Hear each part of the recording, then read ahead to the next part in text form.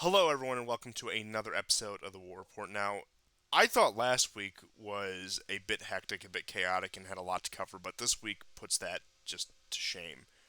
So, we have quite a bit of news out of the Middle East. I'll just start with briefly news on Iran and Saudi Arabia, is that they are moving to normalize relations, and this has been a process that has been slowly chugging along for quite some time now, especially after the JCPOA, after there was some hope of America overseeing this normalization with the nuclear agreement. However, Trump pulls out of that in 2018. Tensions get very high in the Middle East. You have the attempts in 2017 2018 to create what has been referred to by many as the Arab NATO, trying to get these Gulf states into a coalition with the United States and an uneasy alliance with Israel to counter Iranian influence in the Levant and through Iraq, even all the way back into Iran itself. And of course, the more hardline voices like that, especially somebody like a John Bolton, advocated for complete regime change in Iran, whereas the consensus was at least a containment of Iran, driving them out of Syria and Iraq and Lebanon, of course. But it looks like that quickly fell apart. 2020 was actually a very pivotal year in the Middle East that is overlooked. I mean, because of the other main crises of 2020, but it was also that was the cause of that. It took a lot of attention off of the Middle East, off of the operations there in Syria, where as the American empire pulled back, as it started to make these agreements. Now, I know you had the Abraham Accords, you had all that kind of stuff, but despite those friendly handshakes and the normalization between all these Gulf Arab states and Israel, you saw major pushes, mainly once again spearheaded by Russia and China, particularly through their process of energy development in those countries, particularly Iran, that oversaw something of a push towards normalization with the Gulf states. And 2020 and 2021 were very instrumental for Russia and China to improve relations with Saudi Arabia. I'm sure you'll all recall the energy crash in spring of 2020 when oil was once again in the negatives. It is mind blowing to think about that looking at current energy prices right now, that oil was so abundant for that few week period that it was just through the floor. They were losing money on it instead of actually making money on it. But you saw that process continue gradually. You saw over the past couple of years Saudi Arabia agreeing to trade some of its oil in the yuan. And of course, Russia and China both have pretty good relations with Iran that are only increasing at this point. So it was natural that something would facilitate at this point. And we discussed Mohammed bin Salman at quite length last episode, but he saw the way the winds were changing, and he was more amicable to non-American powers in order to shift things more in Saudi Arabia's favor, showing that it can be more just than a oil client state of the Western world. And with that, he really has ushered in a new era. I would say the likes of somebody like an Assad or Erdogan at this point now. I imagine years to come will solidify that record more, but just since 2017, the past 5 years, he has been a player on the world stage. He has moved things monumentally. Now, of course, it hasn't been all his own decisions and actions, but a lot of the way he has responded to the crises that have showed up on his doorstep and have showed up on Saudi Arabia's doorstep in general has shifted the entire region eastward and has shifted everything monumentally. And on top of the news about normalization, you also have Russia agreeing to develop 14 oil and gas fields in Iran. So that will continue producing energy for the East. At least a lot of that is going to go to China because, of course, China and Iran have very strong trade ties when it comes to energy. Now, Russia and China have also been increasing trade ties with that, but there's also the angle with the European powers that are less hawkish towards Iran, and even the U.S. at this point, which is trying to salvage the JCPOA, that some of that energy could possibly go west, once again putting money in Russia's pocket. It seems like no matter how the West is getting energy right now, whether it's directly or indirectly, it is putting money in Russia's pocket, whether it is a half-assed enforcement of the sanctions, whether it's a third party like Saudi Arabia, Egypt, or India buying the oil and selling it back at a massive markup to the West, or at this point, a thawing of relations with Iran that would see energy go westward. And even the energy deal the European Union has signed with Azerbaijan, which we'll have some news about in the news about Azerbaijan in the course of the show. Even that also benefits Russia because Russia is very heavily invested just in the energy sector of the entire former Soviet Union, then some. So no matter where wherever you get energy, especially if you're European, the Russians have some hand in the market, whether you're buying from directly or buying it from one of these other sources, because they have a finger in every pie in that, and it contributes greatly to their influence. I know we've talked about this for the past 6 months. Everyone's talked about this for the past 6 months, but I don't think most people realize, even people who pay attention to this sort of stuff, this is even a conclusion I have really been able to put into words recently, that Russia has the global energy market cornered, whether directly or once again through these third parties, and there's no going around them, and that has given them immense influence beyond whatever the conventional numbers in their military are, beyond whatever their geographical situation may be. This is the trump card they have over the rest of the world, and at this point, especially Europe and to a lesser extent the United States.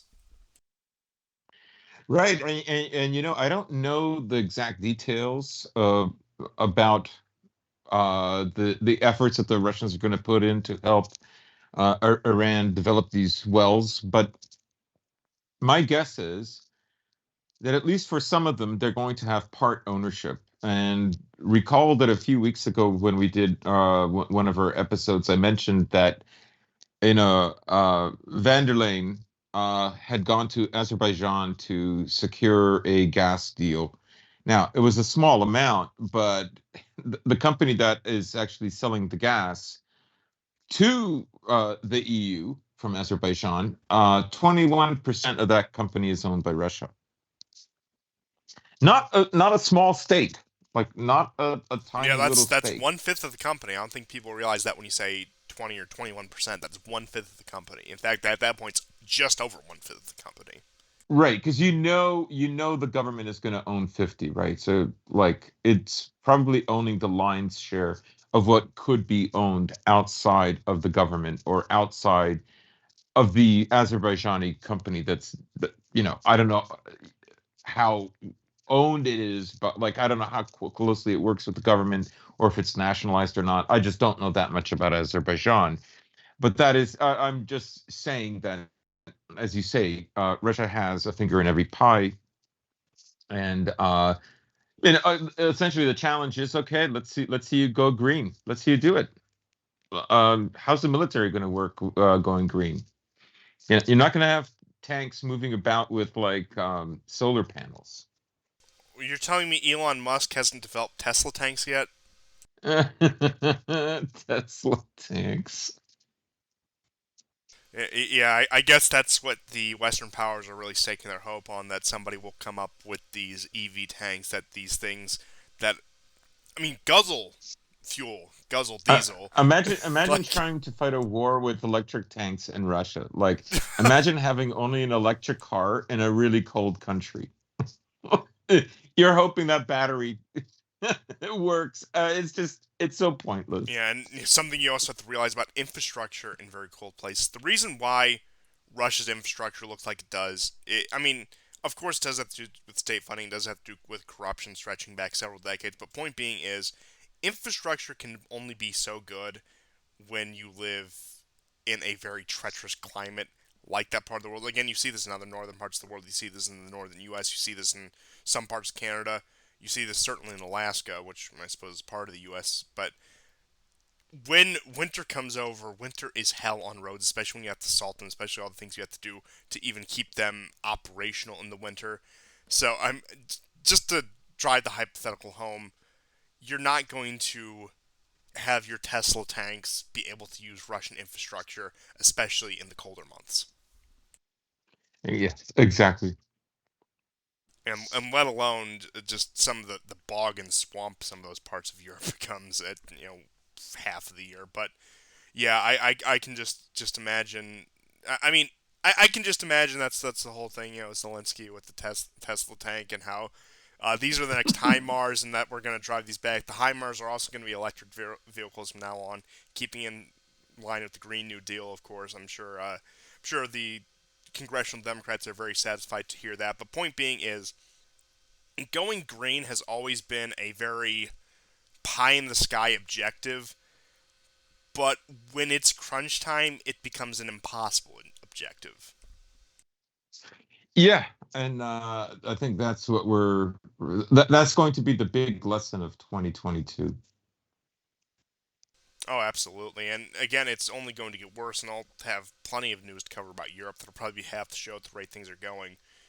But as it rolls around, as winter rolls around, it is going to be unbearable for most countries. I mean, I would say, depending on how bad German winter is, you're going to see not mass amounts, but a significant amount of emigration, at least temporarily, from Germany. They're going to, I mean, as to where they're going to go, who knows? I mean, I remember there was a piece a few years back from one of these European news agencies about how Germans were going to Hungary because it was safer, it was cleaner, and all these other sorts of things. But I can imagine them going to Hungary, which is still in the EU at this point, just to keep the lights on. And I don't know, maybe we'll see a second wave of German immigration to Brazil and Argentina just to hammer home that position because I mean the energy crisis ain't gonna be much better in the United States. I can tell you that much. Now I think we'll be able to keep the lights on far longer than the Europeans, but things aren't going too well for us. I mean, this country, the reason why gas prices have stabilized to the mid threes nationally is because we've tapped into the strategic reserves. And in the next That's few right. months, as winter comes around, they're going to turn that tap off. Gas is going to go back up, and it's going to Hmm. go back up, especially when it's not only needed for just basic needs, but when it's needed for that winter heating. So like I Yeah, said, they need it now for the midterms. oh yeah, they need to keep that down, and then probably after November, regardless of the result, they're going to start to creep that back up. Now, if the Republicans do retake Congress, both houses, which I do think is within striking distance. I don't think that's a horribly unreasonable thing to predict.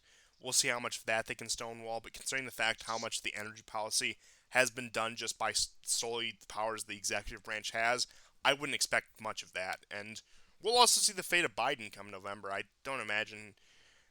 I would imagine they're going to put him in the closet soon enough. Now, whether they say it's because of health emergency or whatever, I think we're probably going to get a caretaker Kamala president until 2024 at the end of this year, beginning of next year. But I'll have more news about the midterms later, getting into some of the disputes about that, some of the details, and how some of the races look tighter. Of course, they ran that interesting attack ad on Dr. Oz, which I do want to address just because of the.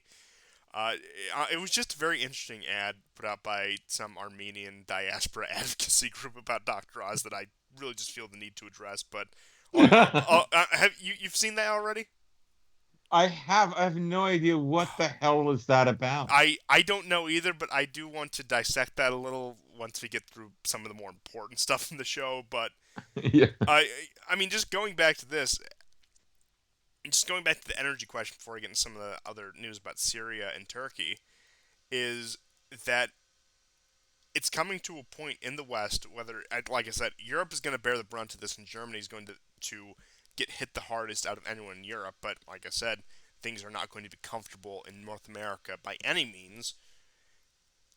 It's, I mean, it's the one trump card. I can only find myself repeating this, that Russia most certainly has over the entire Western world. And like I said, Europeans, just because of the conditions and just because of the attitudes, are going to be more likely to balk at that. Washington is going to be much more stubborn about it. And of course, I think what a lot of the Western elites are hoping to do is that they're trying to think that this energy crisis, much like the war in Ukraine, is going to breed a generational resentment towards Russians. When you look at the reactions, whether it's in the US, UK, wherever, it seems like that generational resentment is being pointed towards home because Hmm. a lot of people, even if they do comprehend it just because the way their gut instinct thinks, they don't think to blame some geopolitical crisis for the current state of the economy or the energy market. They think, what the hell are the people in running my government doing? Which, I mean, it's a natural response, and in this case especially, there are very good questions to be asked regarding that. That it does go much beyond this. I'm not saying we'd be on easy street right now if Biden never shut down Keystone and stopped renewing drilling permits, but I can tell you it would be a lot less of a complete disaster as it is now. Hmm.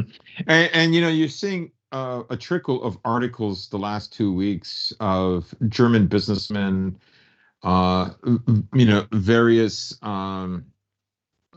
business groups, lobbies arguing for the opening of Nord Stream 2, uh, making arguments that it should not end up like scrap metal, uh, that they need it. And you can see that, and of course, the polls are right there saying that it should be scrap metal.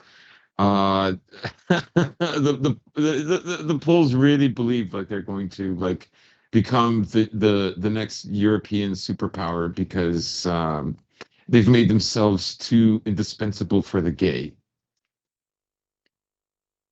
It is. But I guess It we should. is just. And like I said, I we can hold off on the European news because I do have a bit of that, but I have some Middle Eastern stuff to get into before we get into some of the Mhm. Russia-Ukraine stuff because I know you have a very hefty minutia minute, which I want to put at the beginning of the show just to make sure that the most possible people can hear it. So I know sometimes that gets pushed towards the back of the show when some people have tuned out at that point, or again, viewership's always higher sort of the beginning of these things, just speaking statistically, but that's irrelevant. But again, I like to have that basis to build the rest of the show off of. You're just getting a little sneak peek about what happens behind the curtain here.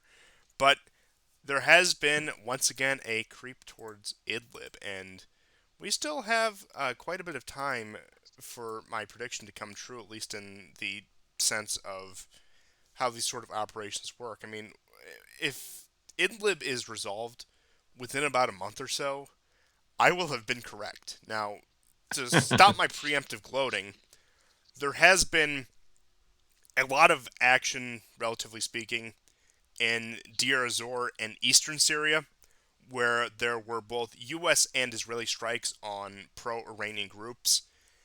You have the regular skirmishes with the various ISIS and ISIS affiliate groups that are still active within the region. And it's a flare up of what has been going on for years there. And once again, I mean, it's not as bad as in 2020, 2021, where they seem to have been taking out intelligence officer, if not multiple intelligence officers, like on a weekly basis.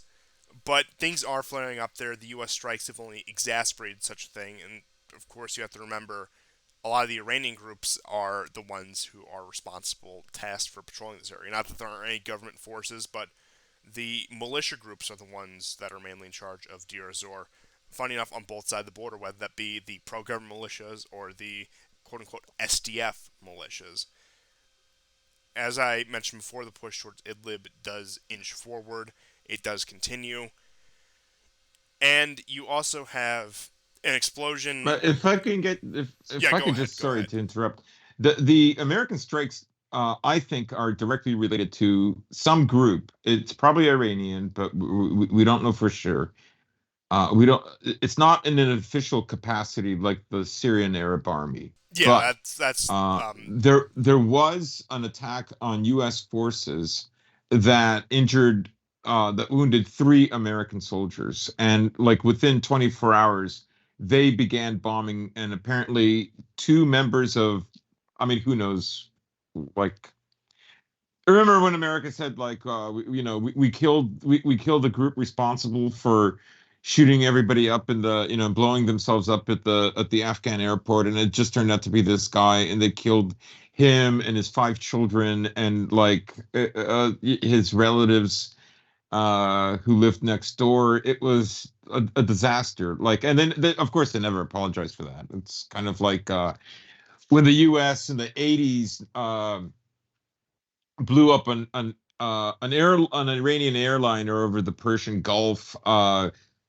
The the battleship responsible for it, people got medals for that, right? It always makes me laugh. People still don't conclusively know who shot down the Malaysian airline over Ukraine 8 years ago, but like they're all morally puffed up, but uh, they don't consider like the admiral and the pilot getting medals for literally blowing up a civilian aircraft with over 250 people on board, right? Um, this kind of stuff just cracks me up. But yeah, so I think that was in retaliation. The Israelis again are obsessed with like the Deir ez-Zor region, and I think partly because the Syrians and the Russians effectively subdued that. 2 years ago, there was the beginning of another possible reawakening of that movement. And in the aftermath, you had intelligence officers from both the Syrian and the jihadist side get killed. But generally speaking, it died off. And it was the jihadists that lost more forces. And really, in a matter of weeks, it was over. And it's been that way for 2 years. And I think my guess is that the jihadists are, of course, working with the Israelis, uh, probably in some kind of a capacity, probably not as open as the Charlie Hebdo terrorist attacks in Paris in 2015. Both of those guys were wounded in Syria and got treated in Israel, unsurprisingly. I don't know if those guys at the time either belonged to an Al Qaeda affiliated group or an ISIS affiliated group, but there we have it. But that's what I think is going on with Israel. They're really fixated on Deir ez-Zor. They're not going to go in. What they want is to give hope to the jihadists that they can topple Assad. Yeah, it is a very last ditch effort that they're doing right now, and they're just trying to flare up some sort of jihadist rebellion, which has been this point thoroughly suppressed. Of course, I know you're looking at this map of Syria. There's pockets of it, speckled across the map, but compared to what it was even in 2016, this is nothing. This is a situation that is contained. It's a situation that needs to be brought to a swift end, but for the time being, it is a situation which is contained.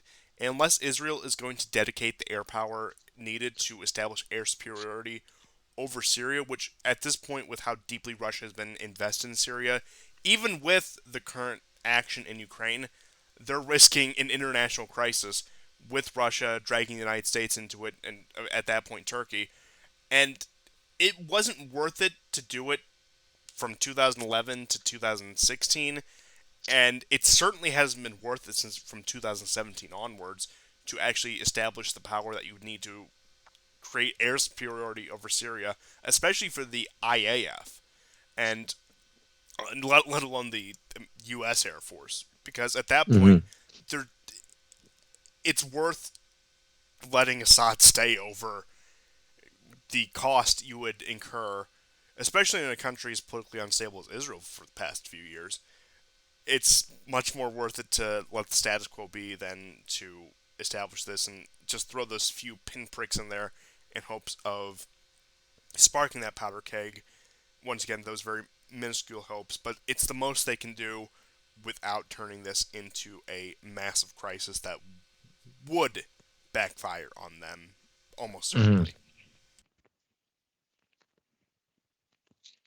But with that being said, that's the current news out of Syria is that the main action once again is taking place in Deir ez-Zor. Time will only tell how much this flares out of control, but turning our attention to Turkey in regard to their role in Syria, Mm-hmm. things have been solidified. Erdogan has once again committed to the end of the Turkish presence in Syria. And a lot of this actually was spurred on by the population being dissatisfied with the results in the war, wondering what are we actually getting out of this? Why are we dedicating so much and seeing so little for it besides these mass amounts of refugees? At this point, if I had to speculate, I would imagine if there's going to be any more Turkish action in Syria, it's going to be a push into northeastern Syria.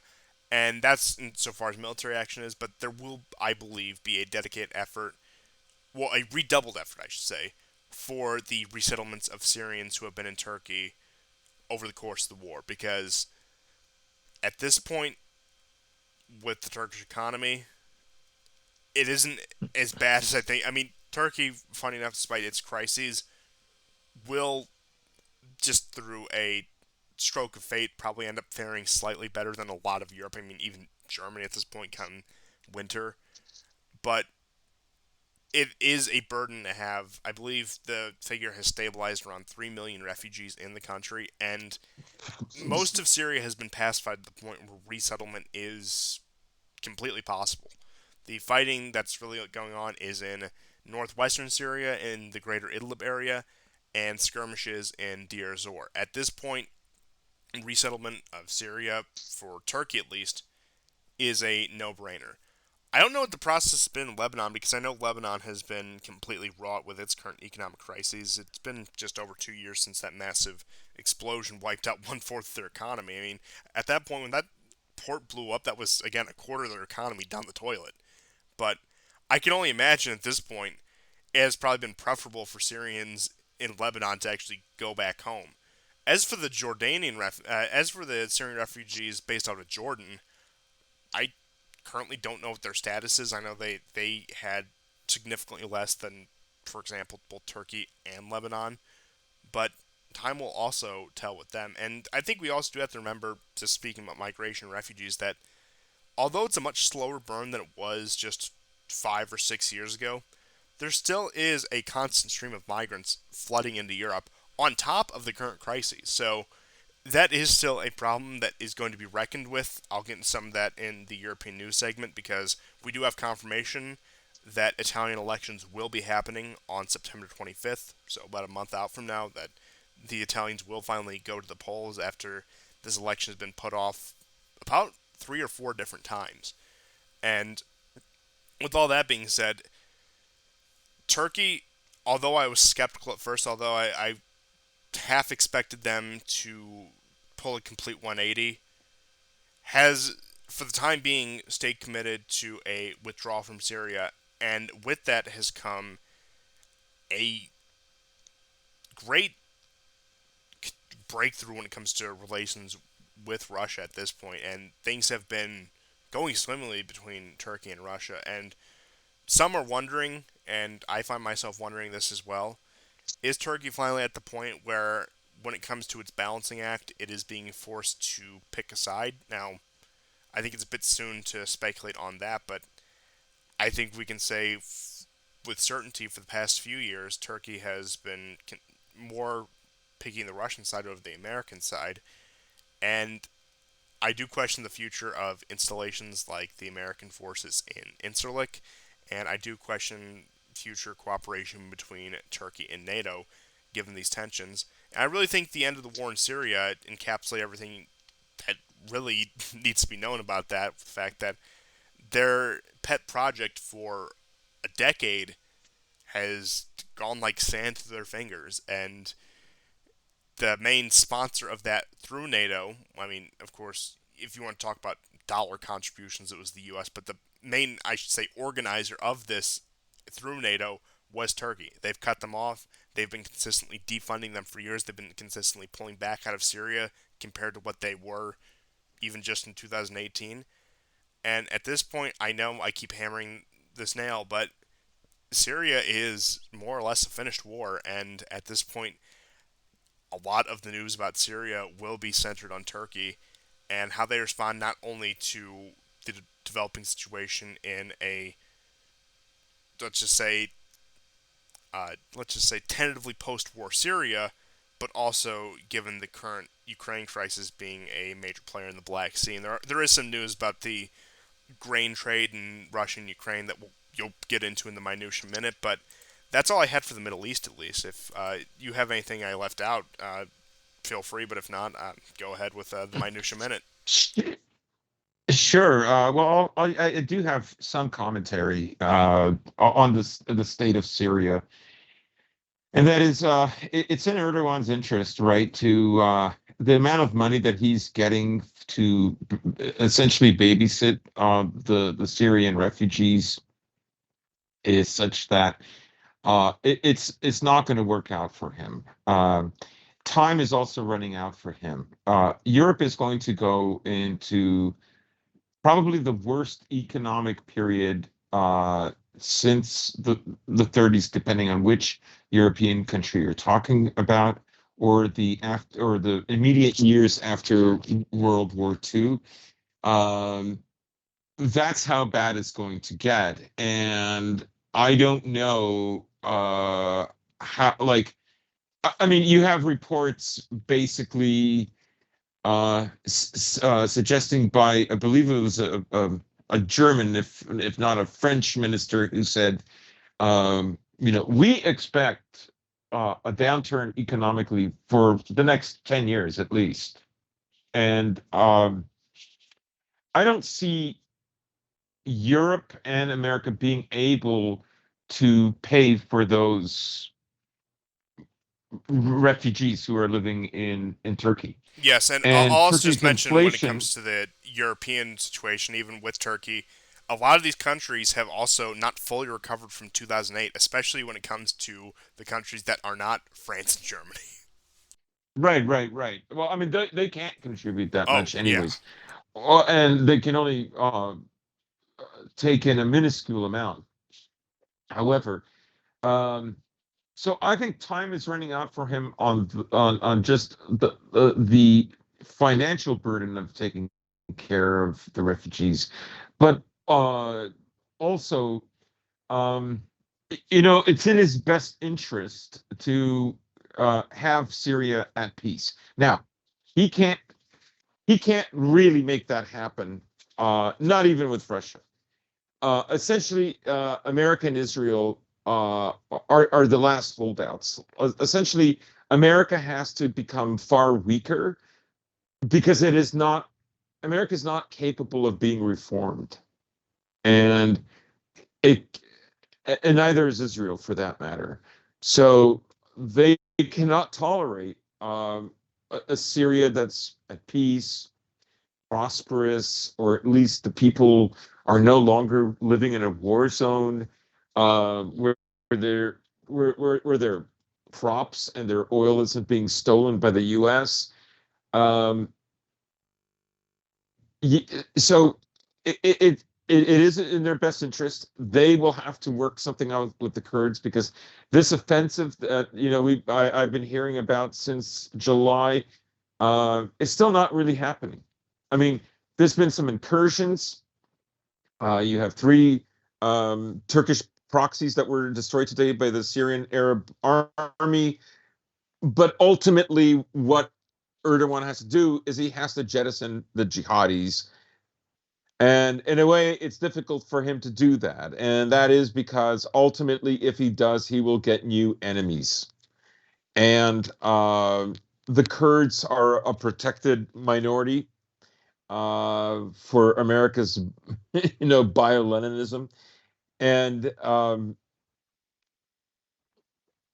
mean, there is there is something that can be done to at least quell the situation in northern Syria to a certain degree, but America and Israel will constantly look for agitation, and part of the reason they are stealing the oil and the crops is so in hopes that Syria has a uprising against Assad.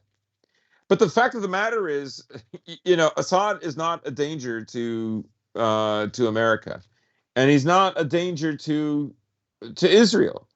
And really, like, even well into the second Iraq war, Erdogan betrayed Assad, but Erdogan and Assad generally were on good terms. I mean, even Syria was on good terms. It's just that America decided that they were going to have this Arab Spring, another totally, bullshit, media-driven Spring a hype. leak. Yeah. So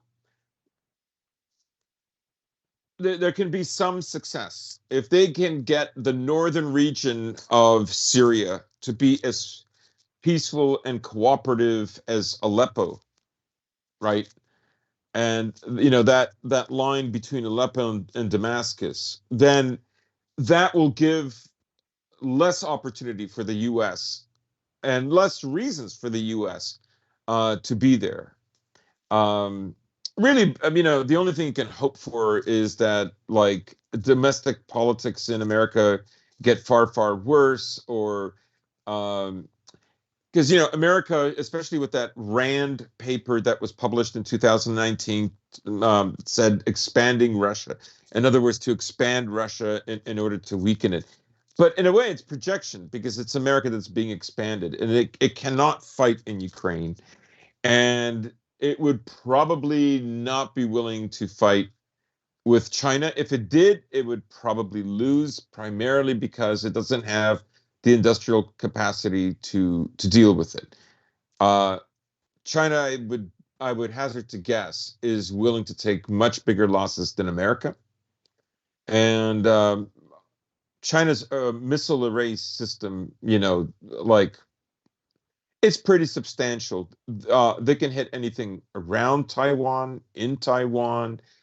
They can inflict enough damage that it could be alarming for the Americans, and because that's the case and the Americans know it, is one of the reasons why they got out of there really fast before February 24th.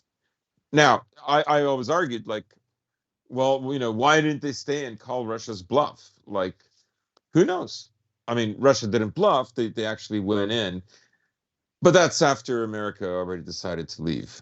But so that's all I'll say about Syria is that um, there is an appreciable, let's say, an appreciable difference that can be made if they work together. But ultimately the problem is America and Israel. Yes, and that is the ultimate question, especially as the global situation gets more unfavorable to America. The fundamental question comes down to, will they double down or will they cut their losses? Which, at this point, I really couldn't tell you.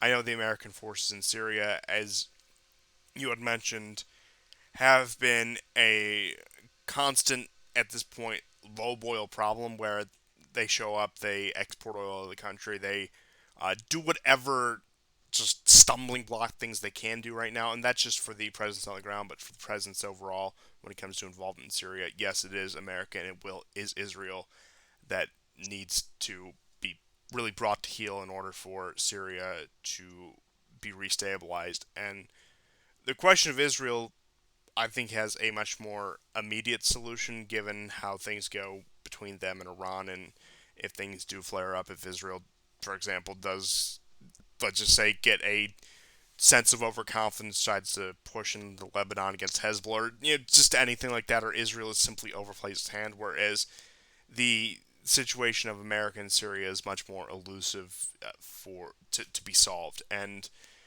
I do think that ultimately, as with most things, time is not on the American Empire side or not on the Zionist side, but it still is a situation that they can drag out kicking and screaming. Hmm. But that's all I had for the Middle East. If you would like to take over and get into Ukraine, now would be the Sure. time. Okay. So compared to last week, there has not been a lot of movement on the front lines. The front lines are basically very stable. There with two or three exceptions. So last week I mentioned that in the southern part of Kherson, the Russians made some advancements along the estuary that leads into the city of Nikolaev. At the same time, northwest of there, they have now crept up another. I'm told. I'm told in one region they've taken about 12 square kilometers. Another is 36 square kilometers. And essentially, what they've done is they've started to form a bridgehead, basically on the towards the east of Nikolaev and the south. Remember that it's an estuary. It's a river.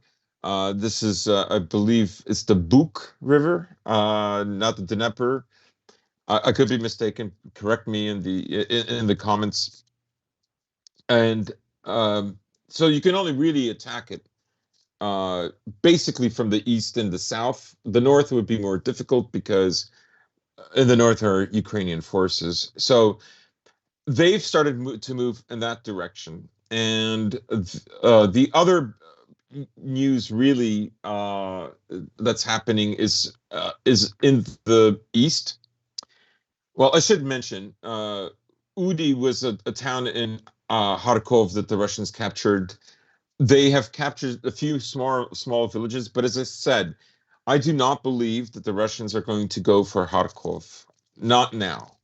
And if you pay attention to the map, the places that they're taking are basically to the west of Kharkov, northwest of Kharkov. Now, logistically, you could say that they want to form a very large encirclement of the city because this is a sprawling city. It's over 1.1 million people. Yes, many have left, but this is a big area. And then you could argue Donetsk, which is also about 1 million people, right? Like all these little towns that we talk about, Pesky, Avdiivka, Konstantinovka, these are all like they're all linked. They're like a kind of lace work that radiates out of the city. So in a way, it's like that's why you see so much urban warfare. You see a lot of artillery duels in farmers' fields, but in a sense, these are urban centers that are divided by fields and forests, but not by a lot, only by a few kilometers, and then the urbanization begins again. And there's a lot of heavy industrial infrastructure in these areas. So, uh, in Donetsk, the Ukrainians have switched tactics to counteroffensives. We saw this in Ugledar, in territories that have gone back and forth. The Russians are about 5 kilometers from Ugledar, but the Ukrainians attempted a push in Soledar, Bakhmut, Seversk, and I believe further south towards Avdiivka. Now, except for Seversk, uh, every one of those have failed. Marinka now is, instead of 40%, it is 75% controlled by the Russians. Uh, and I know people are tired of hearing it, but this is the most fortified area of the entire Ukraine. And what is happening basically is every time the Russians inch closer, you have the Ukrainians coming up with new conscripts. They're thrown in there. They're killed. The Russians inch a little closer. More conscripts, more special forces go in, and they are killed as well. And so the gains are very slow, but the cost for Ukraine to keep this up is extremely high. Just to put it into perspective, two different airfields were destroyed by the Russians this week. They knocked out 5 different jets. Jets in and of themselves, of course, are very costly. They're very expensive. Uh, Ukraine cannot make them. They have to get them from other countries. But back when the attack on Saki, the Air Force base in Crimea, happened, that same day, according to Ukrainian sources, one jet was killed. I mean, they were on a mission, so they were flying sorties. So one jet was killed with the pilot, and 5 other jets were downed that day in the Donbass and Zaporozhye area. So there you're losing pilots, and pilots take years to learn to fly, particularly if they have to be effective pilots. So that's it basically for the fronts. But what I'm going to focus on, because we're going to get in the show to the assassination of Dugin's daughter, And just to give you an idea, because like I've demonstrated like what it is that the Russians are doing in creating these huge losses. For instance, there was a train yesterday with 200 personnel, military personnel of the Ukrainians that was destroyed. It was going from Dnepropetrovsk into the Donbass, and it was, if you've seen the videos, several cars are just completely wiped out. Military equipment, tanks wiped out. Um, Zelensky has said that this was a civilian train, but it's not a civilian train. Sometimes what the Ukrainians have done is they've taken civilian trains and put soldiers in them. We know this because even in Kiev, they hid Grad missile launchers in the suburbs of Kiev at shopping malls. So this is a tactic that they always use, is so that um, they're not targets, and they're counting basically on the Russians not attacking civilians, which still to this day for most of Ukraine they have Wi-Fi, they have heating, they have water, they have sanitation. Russia's not gone into this the way the U.S. has gone into Iraq. And that is making the war more lengthy. But so that's it for the front. Now I'm going to get into basically all like the counterattacks, not the counterattacks, but the retaliation of the Ukrainians upon civilian infrastructure and including the Zaporozhye nuclear power plant. So um, just today in Luhansk, the Ukrainians launched HIMAR missiles at a hospital. It killed 3 people and wounded 7. I'm actually shocked that it didn't kill more. There was a hotel in the mayoral's office in Donetsk earlier this week that was shelled. 2 people died. Um, Let me and in Gorlovka, the Stirol chemical plant has also been destroyed. No, I don't know of any casualties there. The other thing that's been happening, of course, I mentioned on the show a few weeks back that one of the mayors on the southern front was killed. There have been times other administrative officials have also been killed, but some of them have been prevented.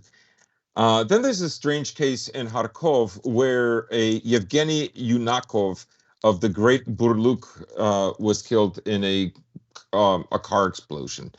There was a car explosion in the Mariupol Oblast, not in the city itself. Um, and it did kill. I'm trying to remember his name. Now, an attack was stopped on August 17th, but we did get the story of an official. Um, Let me see. Yes, Alexander Kolesnikov. So he was initially hit in Berdyansk. He survived for a while, but he died from his injuries. So you have these stories where, like even in Kursk, they are stopping people. In Kursk is in Russia, and they've stopped a terrorist attack there. In Kaliningrad, there was an Azov sympathizer that was stopped. Um, there's footage of again in the Zaporozhye region in Mikhailovka, Zaporozhye. Another official, Ivan Shushko, was also killed. He was chief of local administration. So I guess what I'm trying to say is although the mayor of Mariupol survived his attack, that was the bomb went off at a local zoo. Um, the fact of the matter is, the Ukrainians have begun a kind of semi-effective campaign where they are taking out not necessarily very high officials, but they're doing this in preparation for these regions that are going to be holding referendums on joining Russia. So they want to dissuade them. It's very hilarious because the Ukrainians will say to Crimea, "Hold on, everybody, we're coming. We'll rescue you," which is it's ridiculous, right? It's like telling the people of Donbass, "Hold on, we'll rescue you after we shell you." Um, so you can see that human targets now are a thing. Um, they are stepping these targets up. A lot of this has to do with the fact that they're not winning on the war field, on the battlefield. And this is why they have increased shelling of Donetsk and Lugansk. This is why they're targeting hospitals. It's because it's not working. And and they're also wasting time. Take, for instance, the Antonovsky Bridge in the Kherson Oblast. The Russians have fixed it. Now, they fixed it, and then it was hit again just this morning. And so more repairs will have to be done. But the fact of the matter is, it actually costs much more to cause damage on the bridge because the bridge is not going to go down, right? A HIMARS is going to create like a hole, probably about the size of a beach ball, but it's not going to bring the bridge down. And so you're going to need something a lot more substantial. And at the actual And base of the structure, if you know anything just about basic basic yes, physics. yes. And so, uh, so they're essentially wasting time and wasting money going after these bridges. And part of the reason they're doing that is because they need the media hype. They need to score some kind of victories. And we already know from the Dugina assassination that the Western world will tolerate Ukraine shelling hospitals now. It will, especially when Amnesty International published, the findings that Ukraine was hiding its, and mind you, this report took months to do. The Washington Post, of course, in the second or third week of March, already published that Ukraine is hiding their military in schools, hospitals, and so on. This is why that ridiculous story that the Russians blew up a theater, in Mariupol just to cynically kill civilians. The vast majority of people in Mariupol do not want to be under Ukrainian control. And it is the Ukrainians who cynically went inside with civilians in the theater. I don't know if we'll ever know just how many people were killed in that. Um,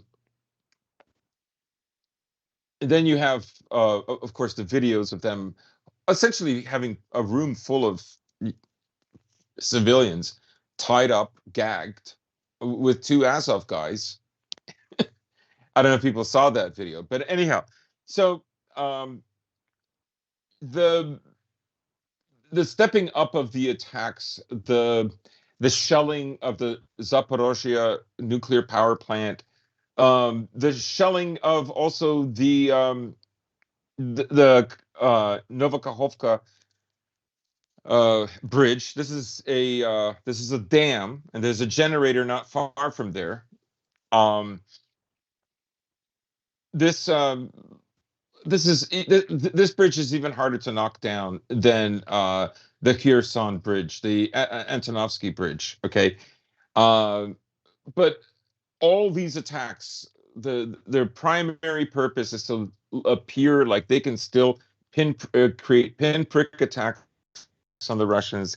They can still be a problem for them, but they're not winning on the battlefield. Yeah, However, they it's. know I that mean, they have a Western media. it's even worse than being a thorn in the side because they're trying to not be a thorn in the side, but create the appearance of being a thorn in the side in order to appease their Right. foreign sponsors. At that point, it's just layers upon layers of convolution.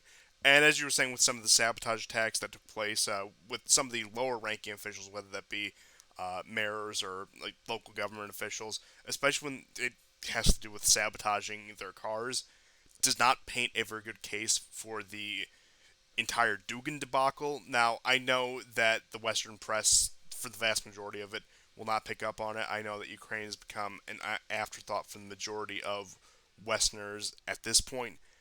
But point being is it shows a complete willingness to resort to these just To extremes.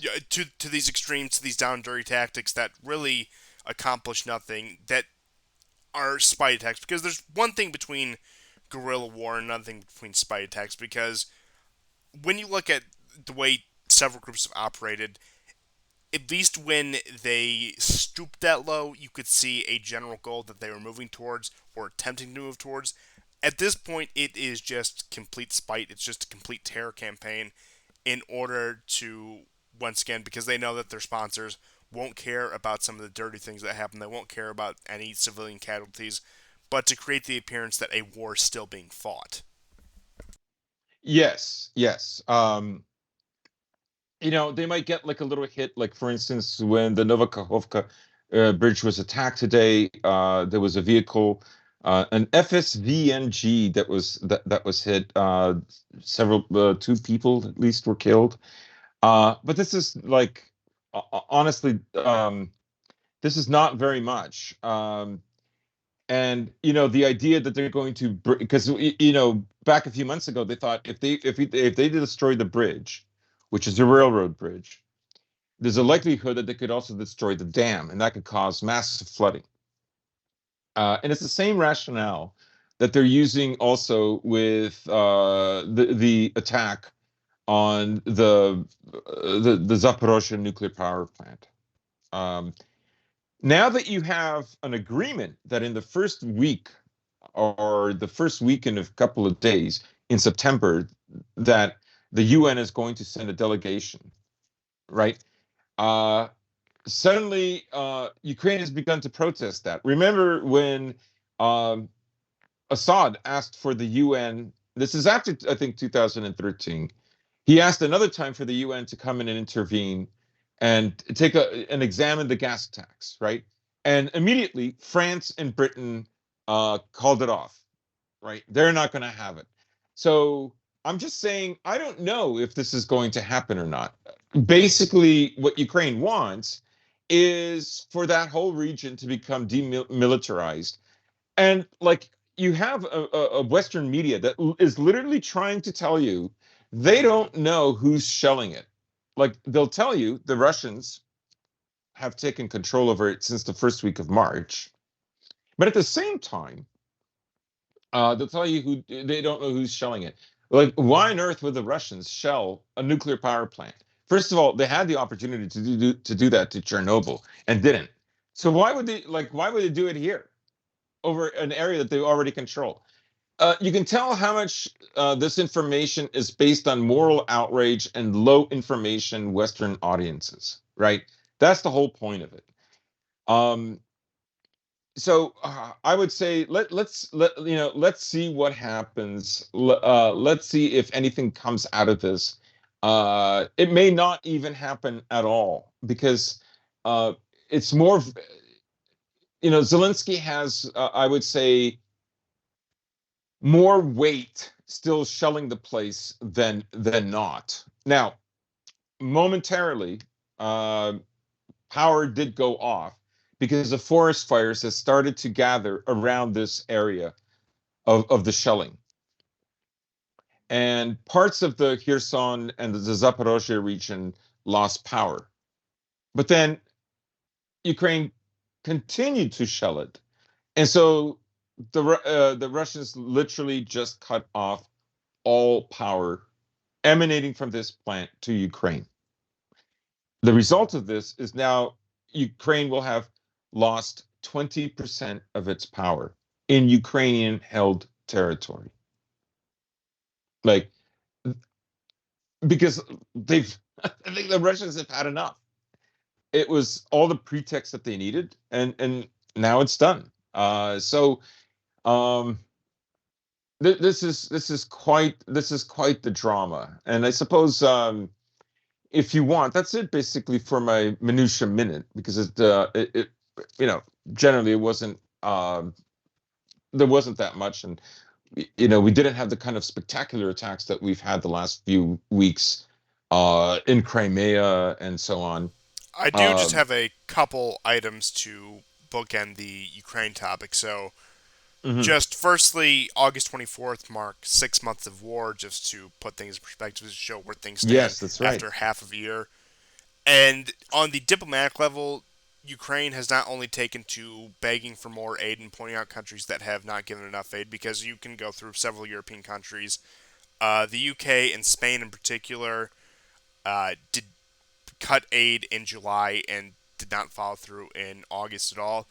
But Ukraine has picked up an Israeli tactic of not only begging but chastising countries for being insufficiently supportive and taking a moral high ground, saying you are obligated to support. It reminds me much of what happens whenever there is a flare up with the Palestinian question, how you will have Israeli foreign ministers and Israeli diplomats get on social media or whatever, or get on just the regular media and say, well, the rest of the world should be ashamed for us for not sending proper support or not standing with us, and you're getting that out of Ukraine as well. And given your recent reports, something that we have discussed off air and something that we've also discussed plenty on air, I believe at this point Russia is at a pretty important crossroads with the direction of this war. Winter's starting to set in the next few months. That'll come in about, again, around November, and especially in some parts of Ukraine, maybe late October is when things will really start to get cold and things will really start to slow down for the end of the year, at least in terms of temperature, in terms of capability to actually conduct this war. And a lot of people have speculated over the past few weeks. Of course, there was that incident of Putin being called to his office in the middle of the night a few days ago, where people are speculating, will mobilization happen? Will Russia push further? Will they restructure their military to do X, Y, or Z? And I'll say outright, I don't expect mobilization. I do think that Yeah, no. if they were able, like if they came down to it, there would be a lot less backlash against it than there would have been, say, at the beginning of the war, to the point where the population has been more or less rallied behind it, where you're even, as I've said many times before, getting Polish firms saying that around 80% of the Russian population is in support of Putin at this time, and even more are in support of the war effort in general at this time. So you have that looking at that, and I would agree with you, as some things we got into earlier in the show, that Russia is willing to fight this slow burn campaign, but it does raise the question for those inside of Russia, for the population supporting the war. Although I haven't seen anything that aims towards it, just based on personal accounts or just any of the data I've looked at or any of the events that have happened in Russia, aside from a few voices, I don't really see any cause to escalate the war at this point. So, while there has been speculation, is this war going to slow? Is this war going to be the demise of Putin if he doesn't get it exactly right?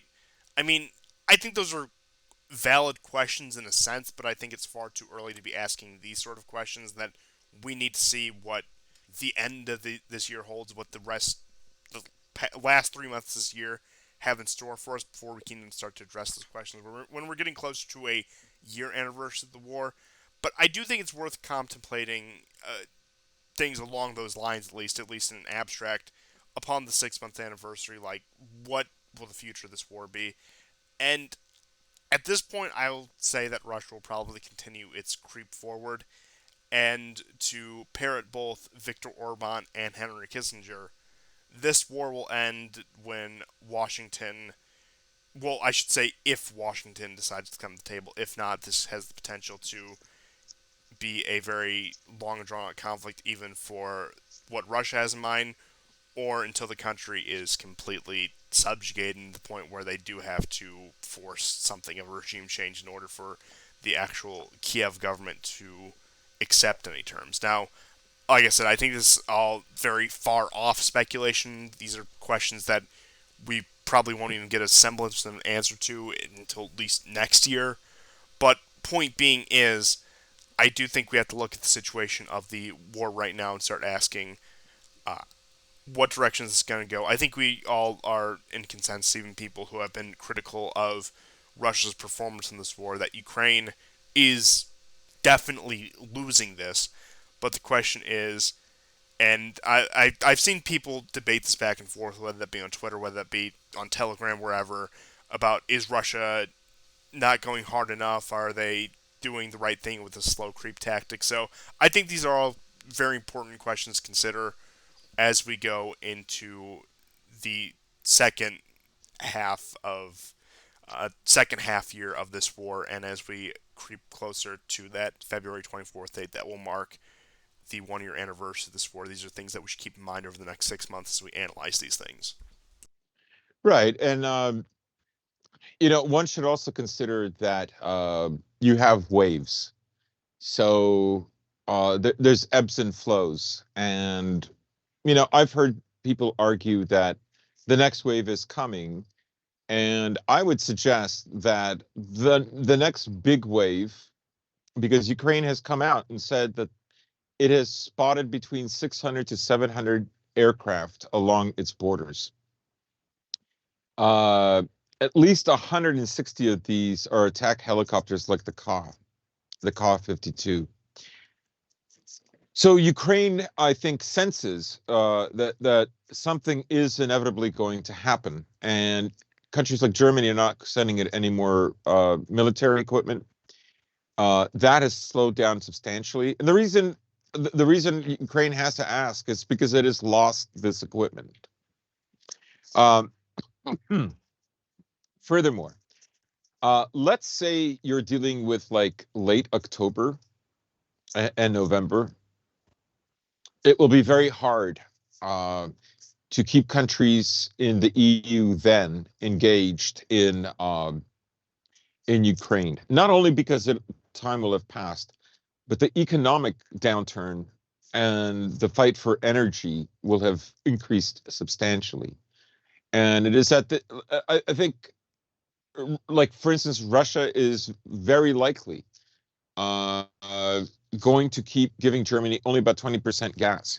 Now, you read reports that 75% of its load for the winter has already been accounted for. Actually, no, that's not true. It is 75% of 20%. So um, Germany is going to move into a very dire situation soon. It's reflecting that by not giving any more military aid.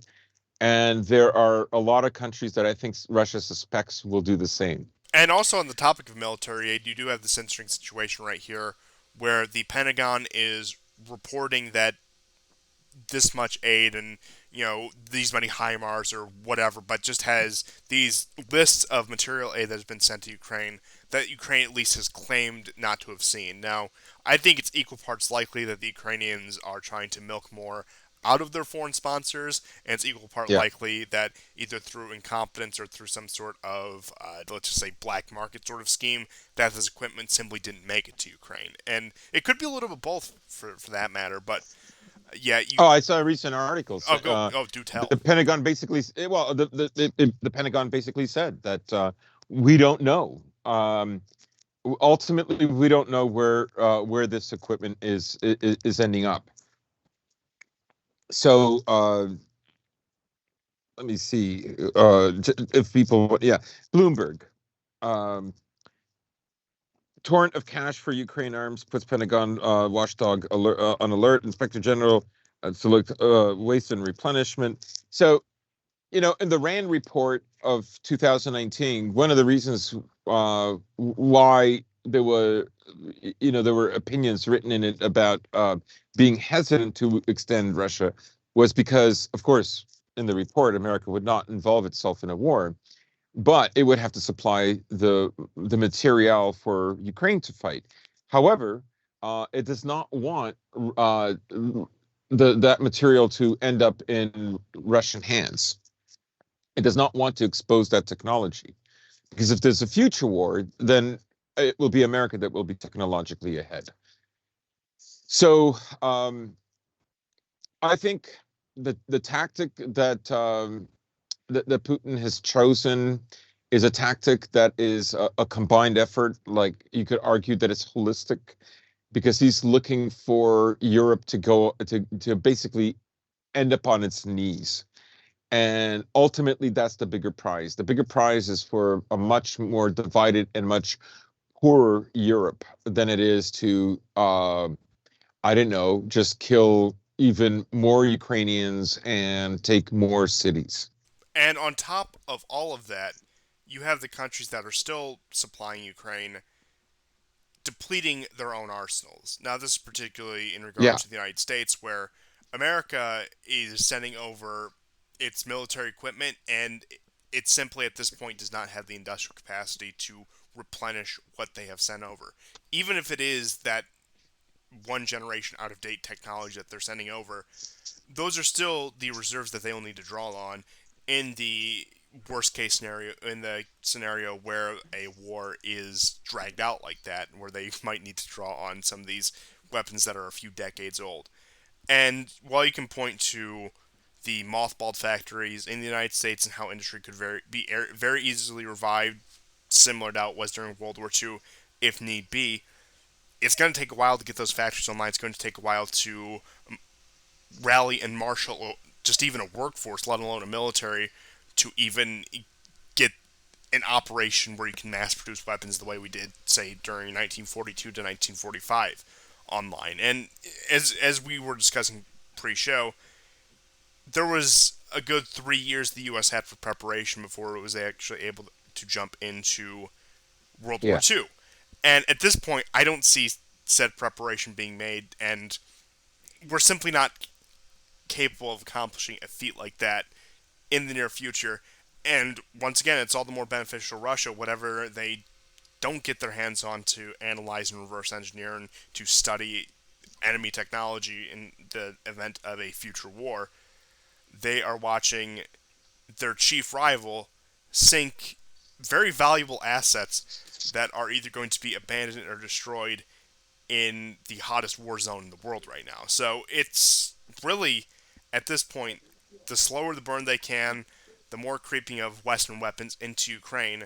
While on the surface, and while they do admittedly have reason to condemn it and say that you're taking hostile action against their country by funneling these weapons into Ukraine, there is a great benefit to these countries once again depleting their arsenals, that it is going to take years to rebuild at the current rate and would even take years to rebuild at an ideal industrial capacity. Right. Um, One thing I'll say, as long as we're still on the topic of Ukraine and Yeah, speculating you know, what the next wave of attacks will be, uh, based on the Ukrainian information about these enormous numbers of aircraft that are being gathered, Dima from the Military Summary Channel has hypothesized where that would happen. First of all, he wrote off that it would happen south of Kharkov in order to create a bridgehead that, beginning in the south, would begin an encirclement and link up with the north. Then it's not today's video, it's yesterday's video. It's very tantalizing, very interesting. He said that in Donbass itself, there are too many good S-300 systems that Ukraine still has. It has a few air defense systems that it's gotten from the British, the French, and the Americans, but not in huge numbers. And the S-300 is still a very capable system. The Russians are still flying over 200 sorties a day, and sometimes 300 in a day. But they're basically pinpoint attacks on tanks and small columns and dugouts, command centers, if you will, on the trenches. So he excluded Donbass, and then he came up with this idea that there would be two helicopter attack um, moves in southern Ukraine. One of them would be north of Odessa and right next to the area of Transnistria. This would give the Russians, because Transnistria has, of course, all these. Now, some of the shells in there are so old, frankly, it could be dangerous even using them. However, it would give the Russians cover and food and whatnot by occupying this area north of Odessa. It's not fortified. There are very small towns. The east of the country of Ukraine it's just more urban, and it's had a longer period of time to become urban. While the western part is much more agricultural. West of Kiev, there are far fewer cities, with the exception of Lvov. So the first grounding, the first attack would be to set up a bridgehead north of Odessa. The other one would be on the east of Odessa. So to attack Odessa from the east, there's only a small land bridge that takes you across, right? And if the Russians land there, that would be to stop any reinforcements coming from the north and east by Ukrainians. It could also, if they were successful, it could also help to encircle Nikolaev, because Nikolaev is quite close to Odessa. But it would stop any forces from being able to escape eastward out of Odessa. And we already know that one bridge that connects Odessa to the southernmost extreme of Ukraine next to Romania, that bridge has been destroyed. So almost everything is coming in through Poland. This, I mean, this is quite the feat, and I'm willing to. Oh Lord, I don't know if you guys can hear that. It's somebody on a motorcycle. Um, this is a very tantalizing idea. It's a very tantalizing proposition that Dima has come up with. We'll just have to wait and see if it pans out, or if that aircraft is used somewhere else. I mean, I guess it's safe to say, like, if Russia's going to amass a lot of military hardware on the borders, maybe it's not a bluff this time, and maybe they will be eager to put it to use. My guess is that they would, if it's going to be there. I know Russia feels like it has all the time in the world. It's wreaking devastation in Europe. Europe hasn't fought at all, and it's already becoming war weary. Uh, all those calls in February, March, and April to do something, no fly zone, let's get in there. I don't hear those cries at all anymore. And this is where I think him taking a slow approach has actually worked in his favor, because he's going to count on economic woes and war fatigue in his favor.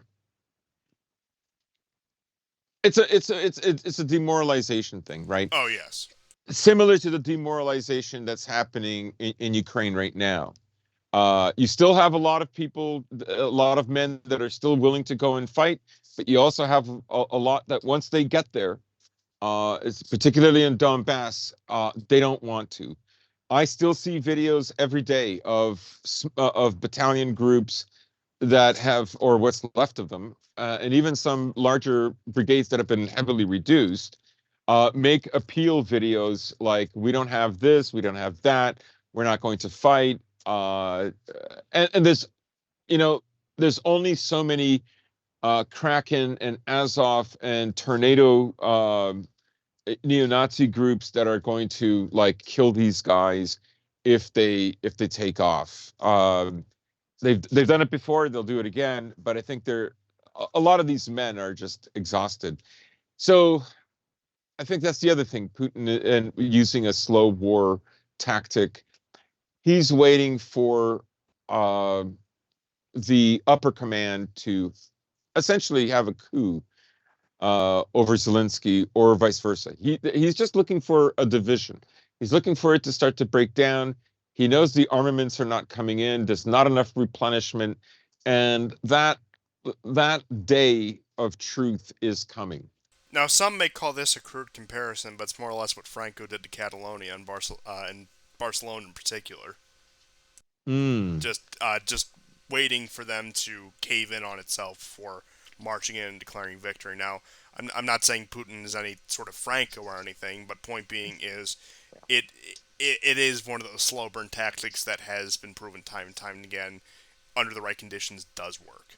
And I do just have one last story relating to the Russia Ukraine front, and that is, of course, as we mentioned previously, the assassination attempt on Alexander Dugin and the successful assassination, or as some may call it, collateral damage, of his daughter Daria Dugina. Now, this took place on August 20th, which will be a week ago, as this show will premiere on August 27th, and it was done via car bomb. Now, we still have no solid conclusive evidence on who it is, but blame has been put on Ukrainian It's getting, nationalists. Yeah, it's it's pretty.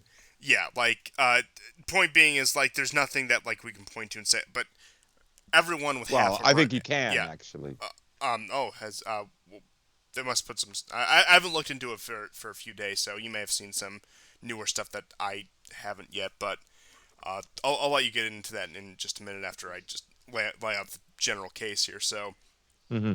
So she was assassinated via car bomb, and this was used as a rallying cry. Of course, there was a funeral for it that of course Putin also spoke with, and it also has rekindled the idea that Alexander Dugin is the puppet master of every American, every Western dissident. That fun fact actually started with Glenn Beck because he was Yes, concerned about distant I conservative, remember that. yeah, distant conservative movements not being hawkish enough or supporting free market capitalism enough, but has now, funnily enough, actually become the domain of I guess, call it distant right fighting, whether, Dugin's on our side, Dugin's the devil, or whatever, where some Russian philosopher that actually we have no photo evidence has ever met Putin up until this funeral is the puppet master not only behind the Russian state, but entire swath of political movements across the West. But since you mentioned it, and because I haven't seen it yet, I'm eager to hear some of the new details about the assassination that makes things much more clear. Well, within 24 hours, it was determined that the probable culprit, or at least one person involved in the assassination, was a woman named Natalia Vovk.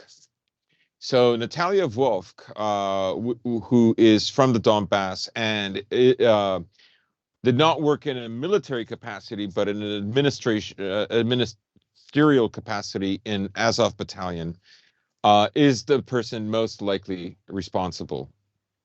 Uh, she left Donbass and entered Russia using Ukrainian plates. The video footage of all the border crossings is there. Uh, you can see her getting questioned by the guards and so on. Um, then, when she was in Russia, she switched from the Ukrainian plates to Kazakh license plates. And then after the attack, she switched back to Ukrainian plates to enter Lithuania. So here are some other interesting facts. She was at the traditional festival where essentially, I don't know if Dugin started it, but he's always been a prominent speaker there with his daughter. I believe she was 29, going on 30. Yes. Right. So this is quite bizarre. So Natalia Vovk actually got an apartment in the same building that Daria Dugina lived in.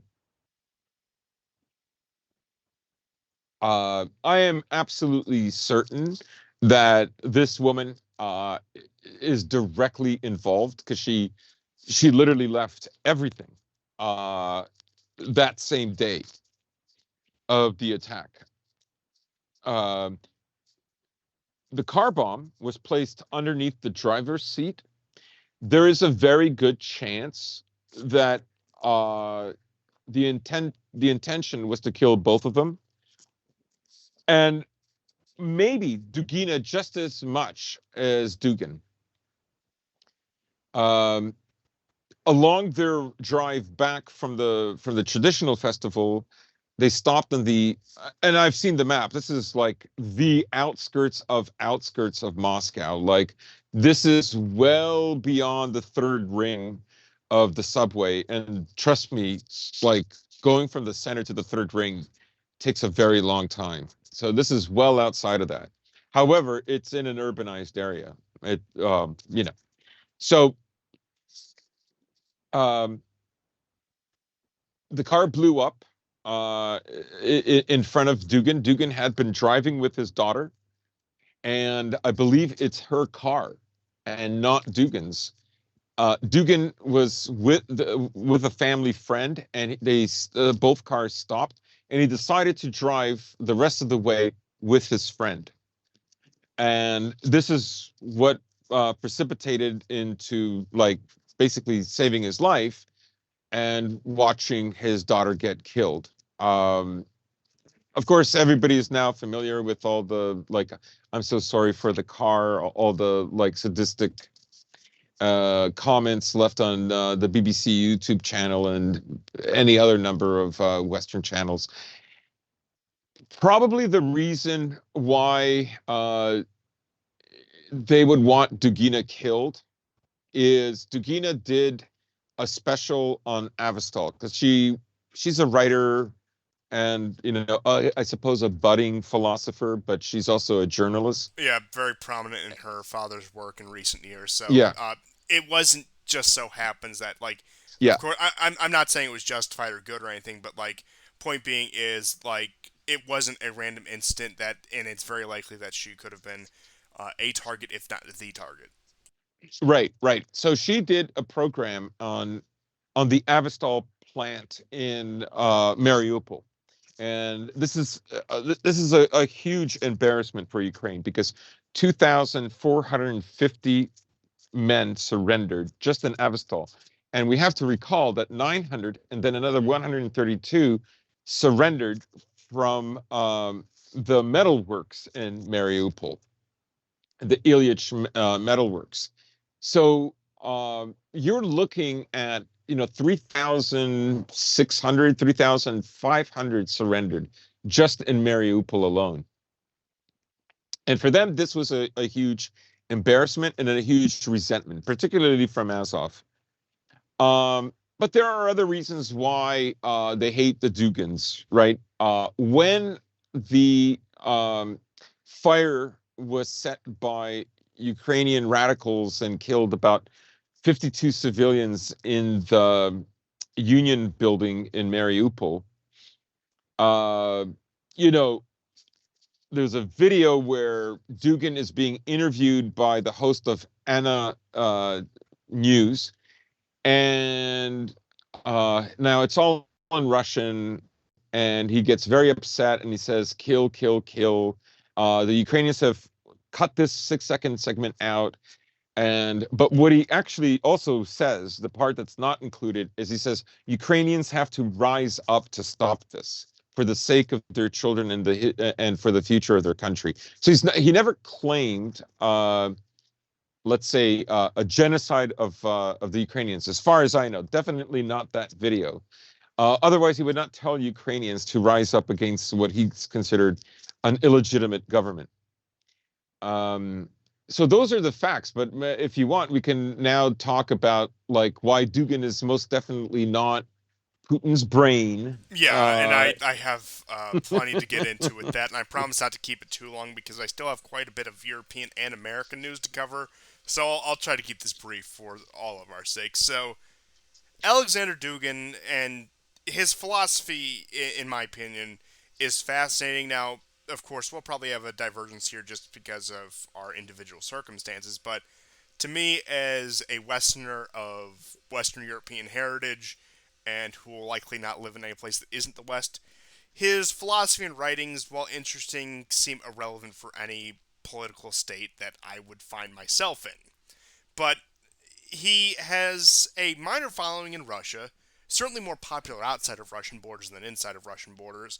And going all the way back to 2015, 2016, this man has been declared Putin's brain. He's been declared Putin's Rasputin. Yeah, all these various things that imply he's some It's sort of ridiculous. grand puppet master out of the Kremlin. Now, one thing you have to understand about this is he was dismissed from his position at, I believe it was Moscow University, under Yes. Putin's tenure. That does not sound like the making of somebody who is a close advisor of the president in a country that is admittedly very autocratic, where Putin does have a lot of sway, even in non-state institutions, and where he can say, "Well, hey, you got to keep my buddy in power because I'm the guy in charge." That's and I'm not saying that like they had some rift and Putin like arranged to get him fired, but I'm saying like at that point you don't lose your job in those sort of circumstances. And as I'd And mentioned he's never previously, going to work in a university again. uh, That's the thing, oh no, right? Like, this is the most prestigious university in Russia. He lost that job, and he'll never work in a university again. and And correct me if furthermore, I'm he was. correct me Go if I'm ahead. wrong, but the reason that he got into the hot water that he did is because even by Russian speech codes, he was too. He said things that were like too harsh about the Ukrainians as people to be tolerated. Like he didn't get charged, but point being is like he wasn't able to hold a very respectable position like a professor at a prestigious university. Yeah, Because he I believe lost that was his in like nerve. 2014, 2015, where he lost a lot of social credibility because of his very, at least by comparison to most of the Russian population, his very hardline stance on the Ukrainian question. Right, but I think the main reason he was fired is he criticized Putin for not intervening. He literally said, because he will not intervene, a much more horrible war is inevitable. This makes us look bad, so on and so forth. The Russians in Ukraine are suffering. He was very critical of Putin, and that's probably also the reason.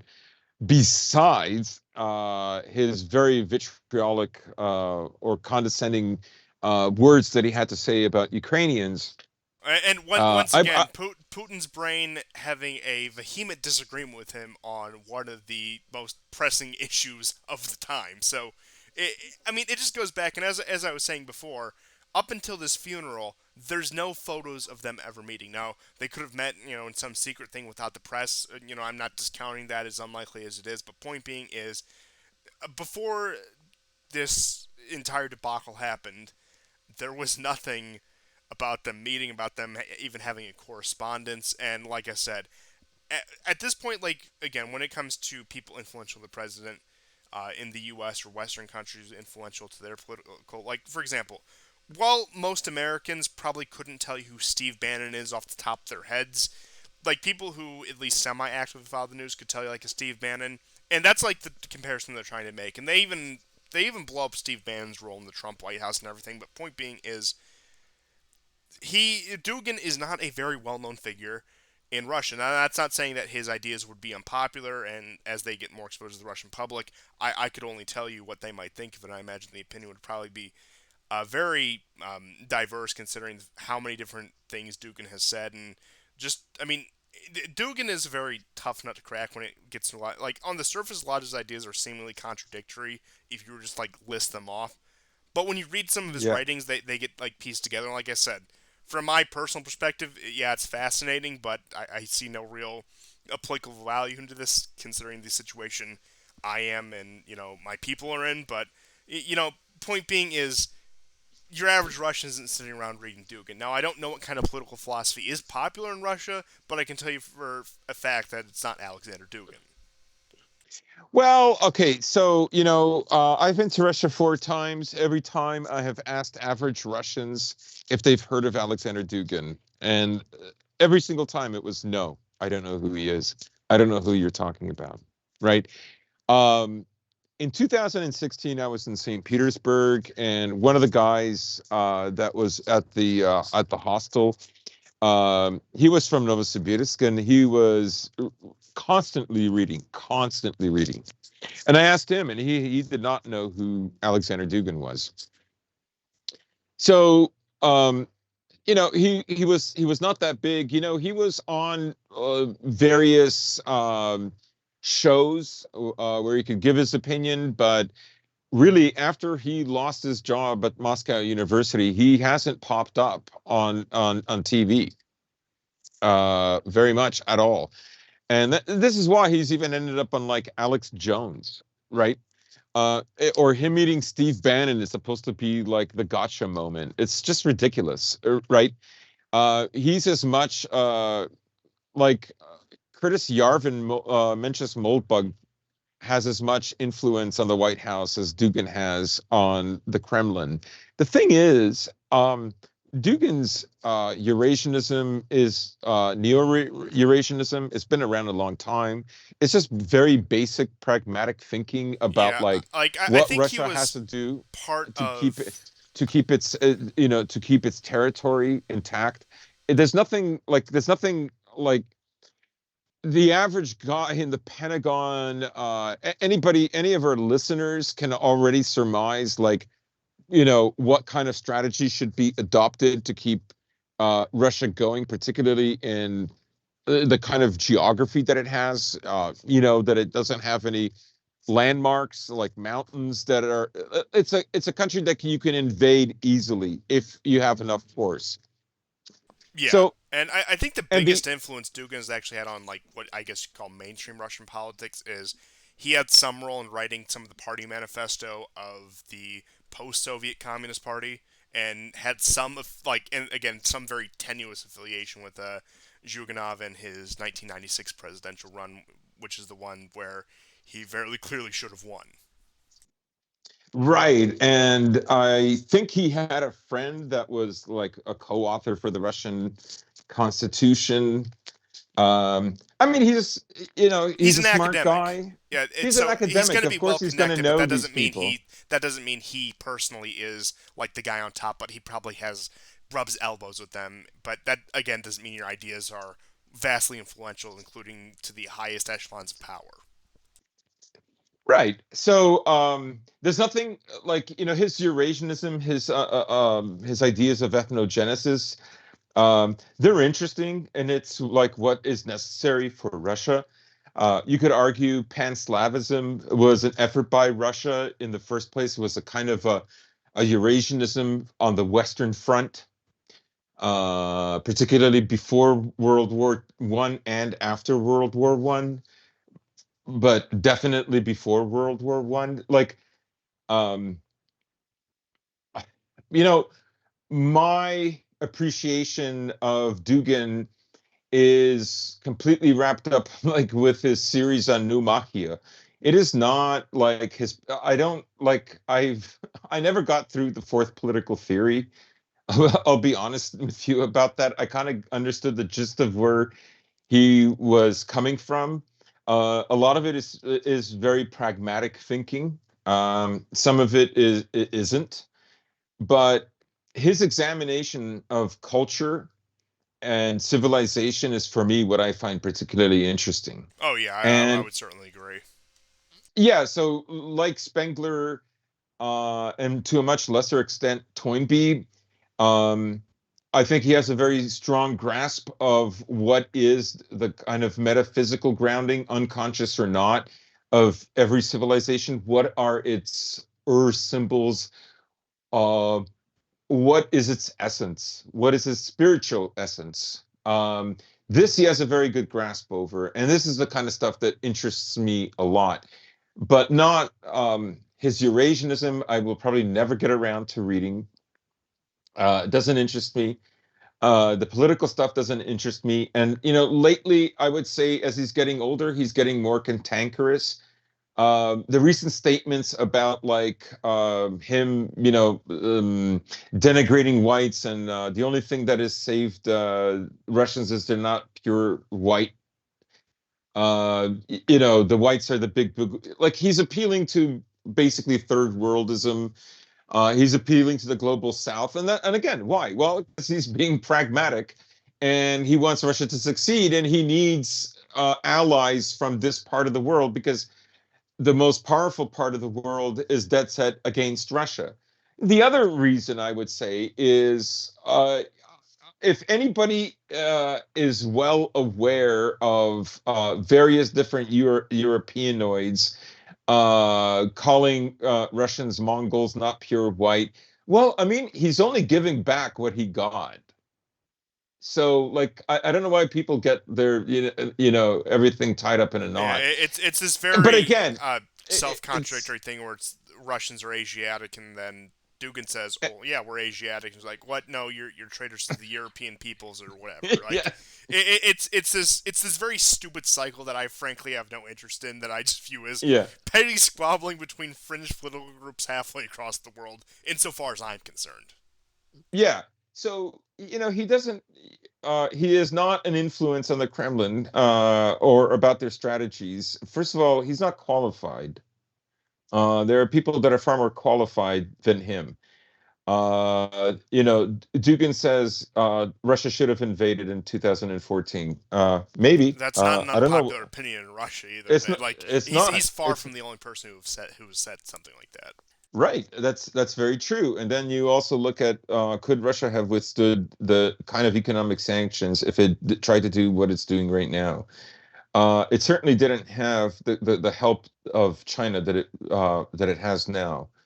Um, so timing is everything, and it's not that I'm agnostic; it's that I'm undecided on this issue. I do see valuable arguments on both sides. You know, Dugan, he's been made a boogeyman, obviously, right? They're using the same tropes from Rasputin, because they want people to have, and the West already has a comical mindset. This Yeah, is why it's Marvel comics are sensationalist. so popular. It's not a serious civilization. So, of course, it really everything is kind of even though the most educated of Westerners are actually behave like kind of a peasant class because they have these very kind of two-dimensional ideas about Russia and about Dugin. They literally just buy up most of the propaganda. I'm talking about the normies, basically, right? But they're well educated because it's people who finished the university that they're going to read the Guardian, Yeah, they're well, going I to think the watch the more proper term BBC. for them is credentialed rather than educated, but the point stands. Right. I'm saying they can read. Yes, yes. They're more likely to have traveled outside of the country. So, yeah, he's a cartoonish villain, a lot like Putin. Putin's brain, because Putin doesn't have a brain.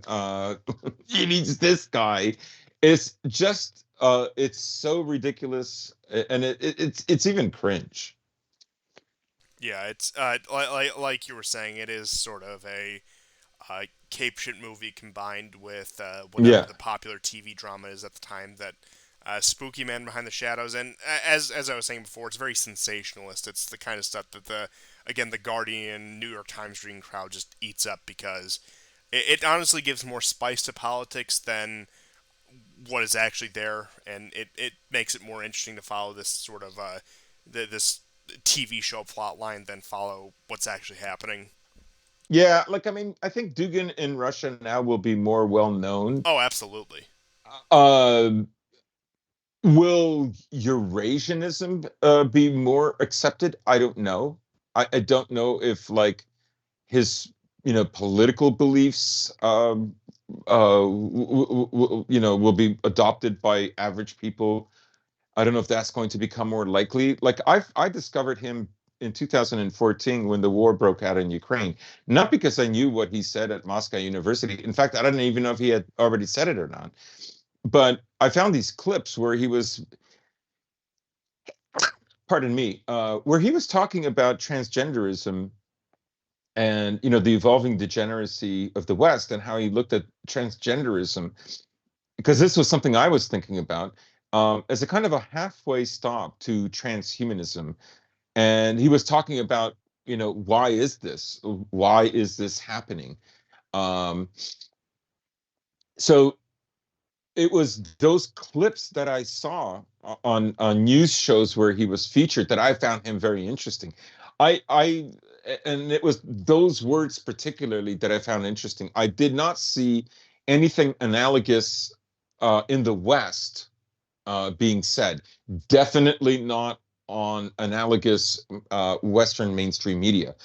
These kind of conversations are fringe in the West, and for me, it was um,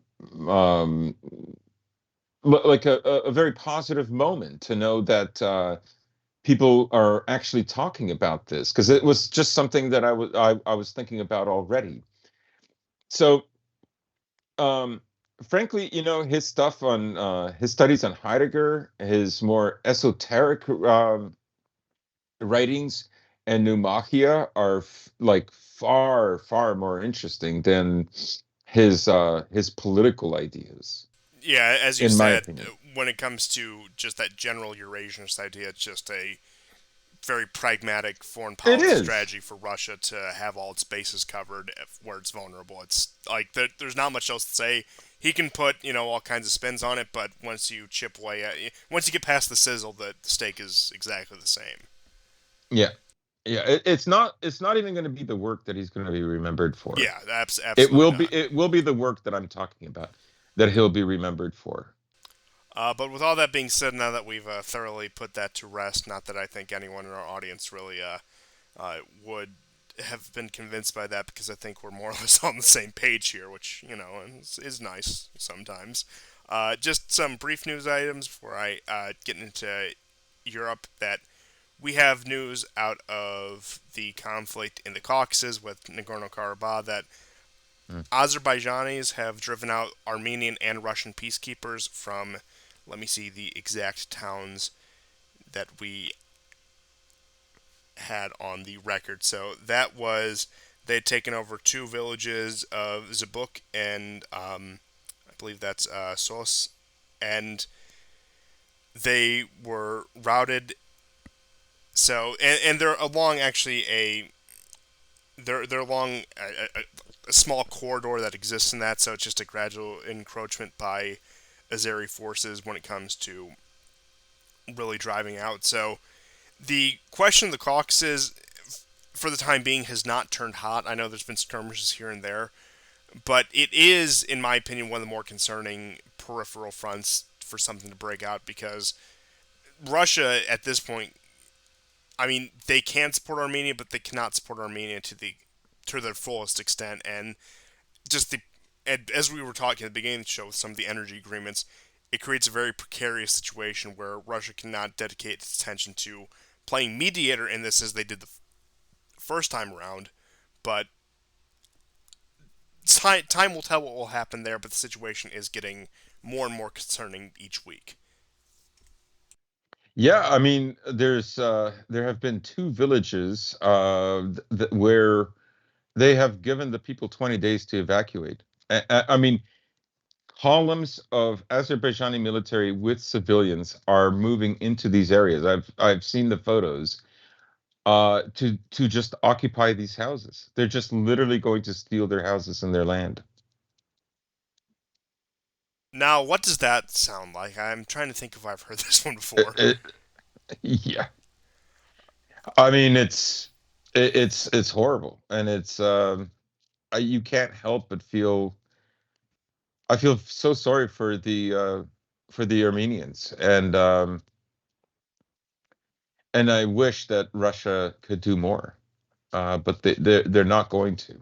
Oh no, that it's simply not a priority for Russia at this point, and the color revolution elements on the ground, you've already seen this, will use this as a key to try to push this more westward, try to push Armenia more westward, because that, of course, is the only thing they know how to do. Although that conveniently ignores the fact that the color revolution in the first place in 2018 is largely responsible for this situation in the first place. Pashinyan, after all this time, is still actually in power in Armenia, so it's Hmm. a joke of a situation, and I hope that Russia is able to spare something to clean up the situation, but I don't foresee that in the future. And of course, the U.S. isn't going to. France had its little attempt in the outbreak of the first skirmish, the first war, and that quickly fell through. France trying to be this great imperial power with all its protectorates when it gave up in Lebanon in 3 weeks and gave up in Armenia in less than 3 weeks. So that is an unfortunate situation that I hope can be pacified, but unfortunately I'm not optimistic about in the future, and am afraid will flare into something greater, especially in the immediate vicinity of Russia in such a crucial time. But I do have some European news to get through, so we have, first of all, out of Bulgaria,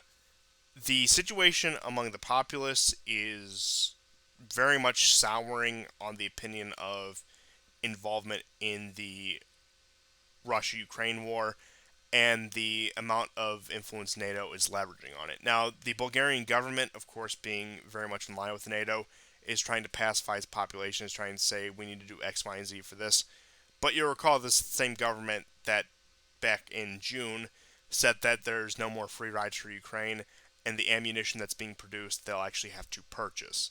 Now, I imagine that was just for pragmatic economic reasons. I'm sure they'd love nothing more than to give free stuff to Ukraine, but at this point, economically, they simply cannot sustain it.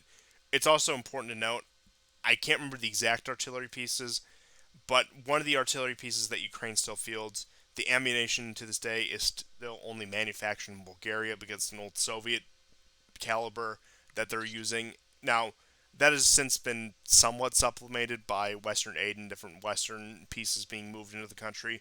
But point being is you still have a lot of these pieces that are reliant on ammunition manufactured exclusively within Bulgaria at this point. So you Mm. have tensions boiling over there. You have tensions continuing to rise between Serbia and Kosovo at this time, with NATO Yep. moving troops there. They want to hold their Defend Europe exercises in Kosovo for 2022 and 2023. So that is a situation that is still yet to be resolved and will likely not be resolved anytime in the near future. You also had a less significant but more humorous story out of Croatia, where an admiral in the Croatian Navy has said that the West and the Russian conflict right now is like a conflict between the Christ and Antichrist. However, his position may shock you when he called the West the Antichrist, because I mean that's the sort of rhetoric that would come out of like these nationalistic Eastern Europeans, except you'd expect that vitriol directed more towards Russia than the West. However, Croatia has been a series of surprises since the beginning of this war, where they have been the most hesitant to get involved.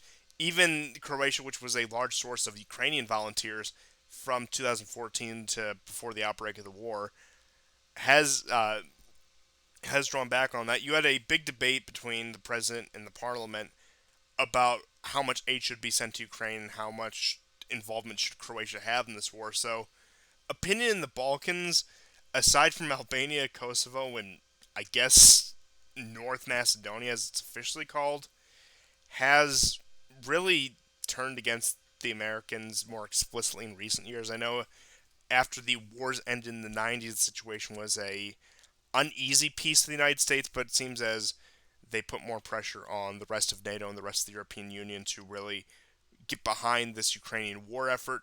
In the Balkans, especially, you have these countries starting to peel away one by one. Not that Serbia, for example, was ever on the American side in this war, the Ukrainian side, as it's officially called. But you also have to keep in mind that Bulgaria was saying things a few weeks back, saying it's a matter of when rather than if we re-accept Russian gas into our economy. And then you also have some news out of Hungary, once again being the sane member of the pact. And they do not plan to impose visa restrictions on Russian citizens. And this, of course, has been a big debate in the EU. The EU has wanted to push through issuing no visas at all to Russian citizens. And Hungary said that it also will not support the most recent energy sanctions that have been proposed by Estonia. On top of the visa restriction question, Greece, Cyprus, and Portugal have also said that they would block any attempts against visas. Now, keep in mind, especially with Cyprus, but to a lesser extent Greece and Portugal, These are the home of the offshore accounts for a lot of wealthy Russians, who are both pro and anti-government for that matter. And speaking of the Baltic states, since we brought up Estonia, you have the largest producers of nitrogen in the Baltic states is worried about the shutdown of the plants simply because they don't have the materials needed to continue running the plants at this point. And for news out of Western Europe, just to finish our roundup here, you have Macron coming out saying this is the end of abundance and that we need to start making sacrifices to defend our freedom. I'm sure Macron will Hmm. be first among those to sacrifice his lavish lifestyle as the as the president of France. Excuse me. He And went swimming on his yacht the other day, yesterday or today. well, I guess a man is just living his best life. And while that happens, French power prices had skyrocketed 25% within a single day. And as I do believe I mentioned in previous episodes, they're already planning for rolling blackouts for 2023 and in winter of 2022 in order to conserve energy. On top of that, when it comes to our lovely Western politicians, you touched on this a bit earlier, but the Belgian Prime Minister has said the next 5 to 10 winters in Europe will be difficult. The development of the situation is very complex. Some sectors are facing serious difficulties due to high energy prices, which is a very no brainer statement, but they are once again priming you, or priming, I suppose, our Western European audience to accept less. We already discussed a lot of the crisis in Germany and some of the things to do with Nord Stream 2, but I would say the last piece of news that does tie back to Ukraine that I have out of Europe, uh, we do have some stuff about the UK because the UK I actually heard a very sad story about. It is according to Zero Hedge, a doomsday scenario where 70% of British pubs will not survive the winter, and we're talking about an Yeah, I institution saw that. Yeah. as solid as the English pub. I'm sure you all know the stereotypes, of course. Just the good old lads who want to go in after hard days of work and just have themselves a drink. So that is, all joking aside, we're talking about and as Charlotte sounds, number one, a staple in British culture, and people's livelihoods that will be threatened by this because of the current sanctions. We've already discussed some of the situation in the UK. I remember you saying that you had to have students going to McDonald's to use the public Wi-Fi, even just do their Yeah. homework. So you have that. But the last piece of news I have out of Europe is that the Vatican, particularly Pope Bergoglio, as I believe our more traditionalist Catholics call him, has previously made statements. I'm sure you've heard that the war in Ukraine is not one-sided. That Russia is not solely responsible for this conflict. And he also said, upon the assassination of Daria Dugin, to put a bow on that, that he did not condone the violence against, I believe, what he called innocent civilian populations, which in that case, yeah, a writer deep within enemy territory would count as that. And said the most bold statement, and I can't believe the pontiff of the Roman Church would ever say such a thing. I'm shocked. That he is praying for the soul of a deceased person. That's mind blowing. I've never heard that. In which case, Ukrainians they posted that one image of him, except without the pectoral cross. They have the Z in place of that they love to post every time the Roman pontiff says something. Now, despite everything you can actually say about this current pope, and I'm not Roman Catholic, so I really don't care too much. I will give him consistent credit on the fact that when it comes to the issues of the American empire and their excesses, especially, I mean, he visited Iraq, he condemned the strikes in Syria. That out of everything else you can say about him, I can give him credit on consistently being at least, and you could say it's like controlled op or whatever, but being a consistent counter to the shenanigans of the American Empire. I'll give him that much at least. Yeah, I was actually surprised. I did not think, of course, people got upset, naturally. They accused Amnesty Inter I mean, of all things, they accused Amnesty International as being a Russian puppet. Just absolutely, ludicrous ideas.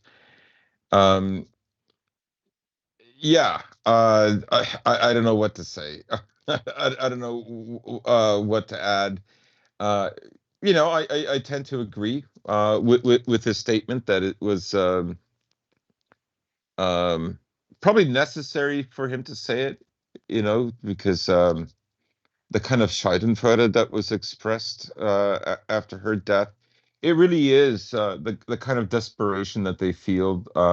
A lot of people, you have to understand, in the West thought like by April, the Russians were going to be kicked out of Ukraine, or at least by May. And then, the promise of a counteroffensive, and they were going to retake Kherson. And now that's slowly tipping the other way. What they're looking for is like, is there a good, video of Russian soldiers getting killed? Okay, how about Dugina? That's great because these people literally believe that like Dugin is a fascist, right? Like it's so absurd. I mean, he really is a religious Orthodox guy. He's old Russian calendar. So he's not part of the mainstream Well, Orthodox I Church. can't confirm this, but I heard he's part of that one old calendar group that actually reconciled with the church at large, but it's able to keep like some of the things that they schismed Oh, over. okay. So it's one of those situations. That's to my end. I think they're like the Evidomites or something along the line. Somebody can correct me if I'm wrong there, but there Mm, was some reconciliation group that was able to keep a lot of what the old calendarists were very adamant about. But this is just getting into minutia. yes, yes. Yeah, so I'm happy he said that. And other European news, though, I would say that two things about Serbia right now. One is Vucic has it will no longer buy Russian oil. I take that to mean that he wants some kind of a bargaining chip with Kosovo because Serbia is amassing military right now on the border with Kosovo. And the one province within Kosovo that is almost exclusively Serbian, come September the 1st, the likelihood of another flare up that we saw around August 1st, August 2nd is going to happen. And NATO has troops there. So it is a kind of uncomfortable bargain that he is hoping to make, I think, in order to in order to save the country to some degree, he has to play this balancing act. There was an EU minister who told him that we shouldn't think of Kosovo as being Serbia, but that Kosovo and Serbia are Europe. Like, what a slime ball. Yeah. Um, You even have the case, some video footage surfaced, some old video footage, I think. I think it's from Lysychansk, and that's why I say it's old, because I think Lysychansk was liberated at the end of July. And so some Israeli mercenaries have been killed in Ukraine, but this Israeli was abandoned by the Ukrainian forces that he was with, and they found him hiding. The Russians did, and have sent him back. Now, I mean, obviously it's a cuck move, but um, you know, Putin is engaged in a war in Syria, and he wants Syria to move ahead. So he is going to try to use that as a kind of a card, a kind of a deal, because as we've said on other programs, he's been they've been training Hamas since like 2013, which I had until this year had no clue about. And of course, the Al Quds brigades train with Spetsnaz.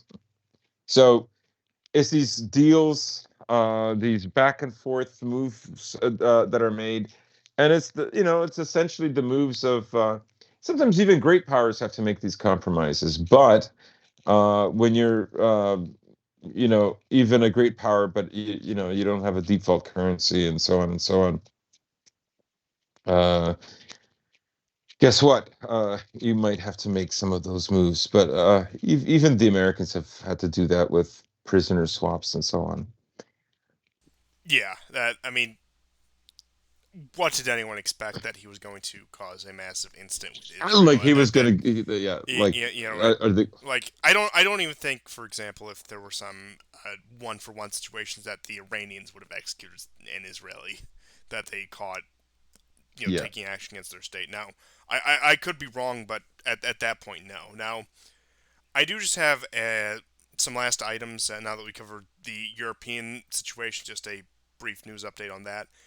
But just some internal stuff within the United States. So, first and foremost, there has been a shift on the injection narrative, and I'm still using weasel words when YouTube itself actually put out a set of guidelines they're going to be implementing about things you're allowed to talk about now that they won't penalize you for, and that does include things about its effectiveness, things about the status of the disease itself, whatever. But using weasel words for now until I actually have confirmation they go through with that kind of stuff, because let's not take any unnecessary risks here now, will we?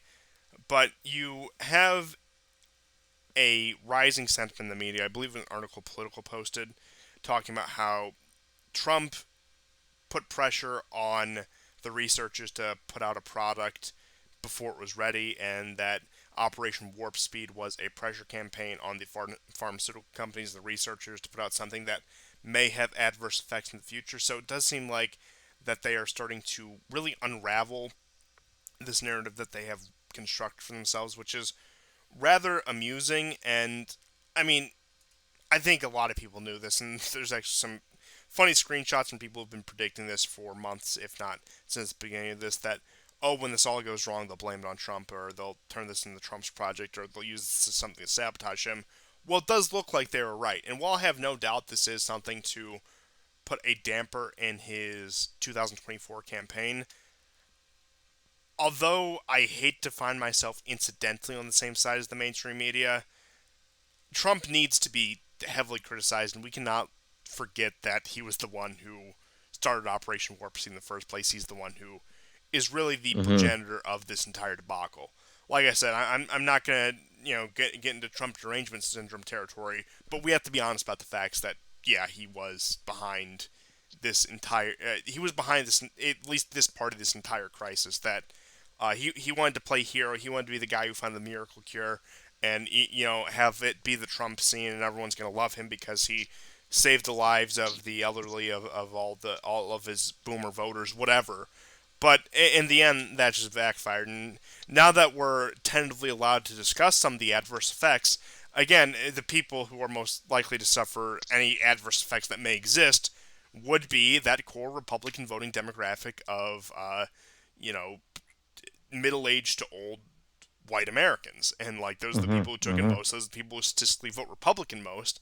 And lo and behold, we find ourselves in this situation right here. So, like I said, while I'm not Yeah, going, if the virus won't kill him, the vaccine will. yeah, and we're tentatively allowed to say things like that now. But yeah, just hypothetically speaking, for at least the time being. But yeah, as soon as I saw that YouTube put out like a thing about like guidelines that they wanted to shift around, let me see if I can find that exact list that I had sent you before. I sent that to you a few hours ago before we did the show.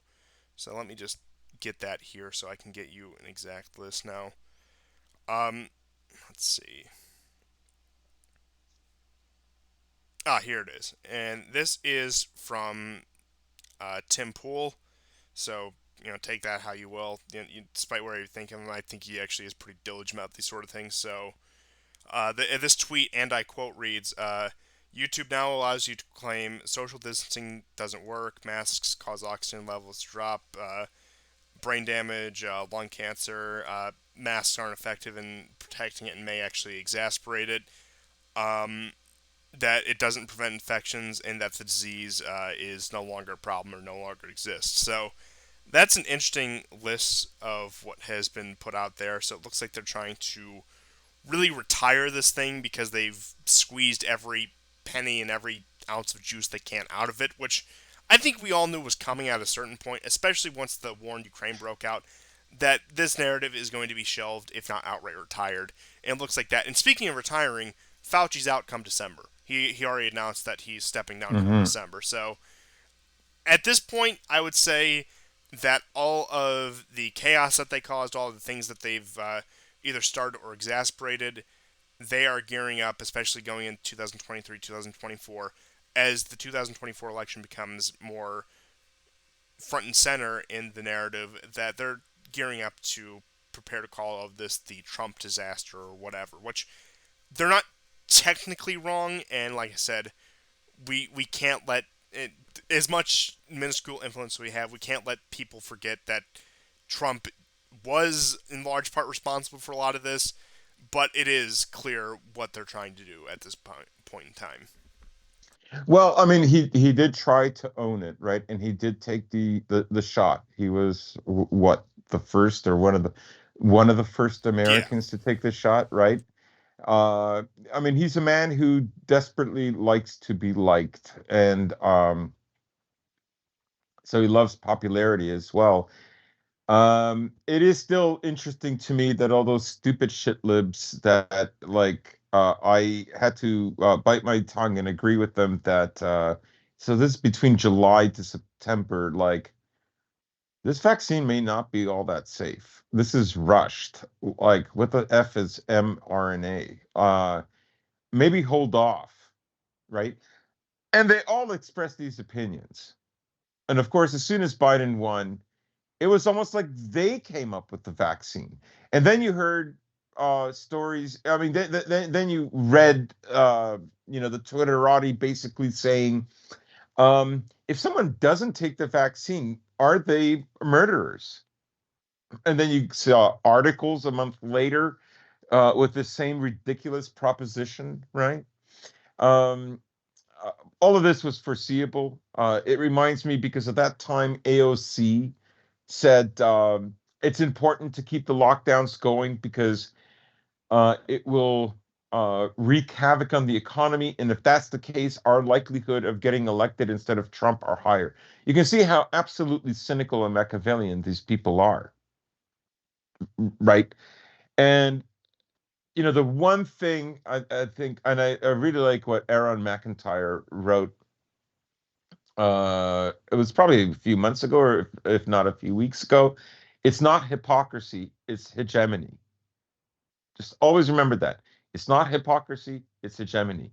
The reason they can do that hypocrisy is because they have the hegemony. It's that simple. But yeah, Trump fell for it. He couldn't resist, and now all the onus will be thrown on him. Everyone who pushed this stupid vaccine will say, "Well, I wasn't president," and that's where we are. yeah, that brings us into the midterm elections, which also ties into Biden's tentative student loan forgiveness program. So, of course, they are saying all of this in preparation for a Trump 24 run and the 2022 midterms, trying to turn this into a GOP debacle, as party politics does. And as it looks like it, despite some of the less optimistic picture for Republicans over the summer from about July to a couple weeks ago in August, coinciding around the time with the Dobbs decision, it does look like the numbers have stabilized with that, where some of these key races, such as in Ohio, Pennsylvania, and I'm trying to remember the other big Senate race that's up for grabs right now. It escapes me. But Ohio and Pennsylvania are the two everyone are hyper fixated on, and it makes sense just from an electoral perspective that the Republican candidates, that being in Pennsylvania, the one, the only Dr. Oz, who I mentioned at the beginning of the show, which I do want to talk about that attack ad on him, and J.D. Vance out of Ohio, who is sort of one of these people who's supposed to be like this post-Trump populist torchbearer, and which I guess that's like the best way to put it. Just as somebody within the Ohio voting constituency, I will say, as a character, as a personality, compelling person, but in terms of actual like, can you do anything? I mean, you all know how I feel about electoral politics at this point, so I won't get any further into that. But just my personal opinions on both the candidates' side. It does look like, although it is tight, they do have the leads for the time being as we're approaching about just over 2 months before election day, because that will be, I believe on either November 6th or November 8th this year. So that will be the big thing. Some of the House races are looking tighter as over the past few months, but they do still seem to be in slight Republican favor. If I had to predict, I would say Democrats, and again, very tentative prediction. I'll have a much more fleshed out Mm. prediction come close to election day. Very tentative predictions. Democrats just slightly hold in the House. Republicans just slightly retake the Senate. And if I again just had to put that out there as my preliminary guess, and you can hold me to that. And like I said, come October, I'll have some actual like solid maps of what I think will happen. But you do have that, and then on top of that, Biden drops this few months before election sort of thing where he's going to write off $10,000 worth of student debt for households making under 125,000 a year. I'm not going to get too much into the reaction of it because, of course, you had the bootstrap conservatives saying no, you can't do this. You had the Democrats saying oh, it's so wonderful. But point being is Biden, or at least his team and the Democrats, looking at the situation they've dug themselves in. I haven't checked Biden's approval ratings in a while because it just got tiresome after a certain point, but I can't imagine they're much better than what they were when I stopped checking. So you had that, and they're really just trying to gin up support for the Democrats after really a lot of their voter base was demoralized by Dobbs because you had a Democratic president as well as control of Congress where you could have ramrodded in abortion legislation if you wanted to on a federal level that they could have solidified their victory there. So a lot of Democrats are pissed off that they didn't do that when they had it. And I remember there was that very entertaining interview with Kamala where some reporter asked her, "Well, you guys had all these resources behind you. Why didn't you do it?" And she's like, "Well, actually, and gave a complete non-answer as politicians do. But it does look like some of the reinvigoration has come around as some of these states do pass laws that do restrict, if not outright ban abortion. Looks like it is causing those races to tighten. It's not causing any of those races to flip so far. And I imagine this student loan debt bribe, I guess you could call it, for lack of a better term, is something that would, in a vacuum, be an effective strategy. But in terms of flipping seats, I think it was probably dropped a couple months too early. Like, this is something he should have dropped in, you know, late October instead of late August. But just from a purely analytical perspective, with what he's clearly trying to do, uh, yeah, I think this was probably a premature execution of this kind of plan. Yeah, I mean, I was going to ask you this. Well, okay, you don't see the kind of gains that, like, because I think at the beginning of the year there was an idea that there were going to be enormous gains for the GOP. Now the GOP with the Republicans that have the Trump influence, they are kind of cleaning By house the with the way, Arizona GOP. was the other key race that everyone's focusing on. Mm. So Ohio, Arizona, and Pennsylvania. Just to put that out there, but do continue. So you don't see that many gains, do you? Um, no, and like I said, this happens every midterm year. At the beginning of the year, they always say the opposition party is going to they're going to have a red wave or a blue wave or whichever it is. You saw this in 2018 with Trump, where the Democrats just barely took the House. And then you, of course, had at the beginning, it's going to be a red wave, it's going to be a Trump wave, it's going to be whatever. And as time goes on, those polls start to narrow. And just based on statistics, now I know this is a lot of what's happening now is unprecedented for several American election cycles, but just based on the average trends, it's going to be a slight Republican victory as it is. But Mm. like I said, they always come out hitting hard, saying like, oh, it's going to be a landslide for whichever party is not in the White House, and then it always turns out to either be now probably the biggest case we've actually had of that was the 20 2010 congressional elections with like the whole Tea Party uprising, where Republicans actually did swamp the Democrats when it came to those elections when people were very dissatisfied with the first term Obama and the direction of the country. But generally, it's always just picking away at a majority and taking it back. And then, depending on how things go for the next election cycle, which would be at that point 2024. Because that's a presidential election, of course, you do have higher turnout. And speaking of turnout, turnout in the midterms typically favors Republicans because older white voters who turn out in non presidential years. So at that rate, like I said, if I'd stick to my general prediction, I'll have more fleshed out prediction in the weeks and months to come. But to address what you said, it always starts out that way. That's always the sensation that they give you that it's just going to be a complete it's going to be a complete walloping, and then it almost never turns out to be. Hmm.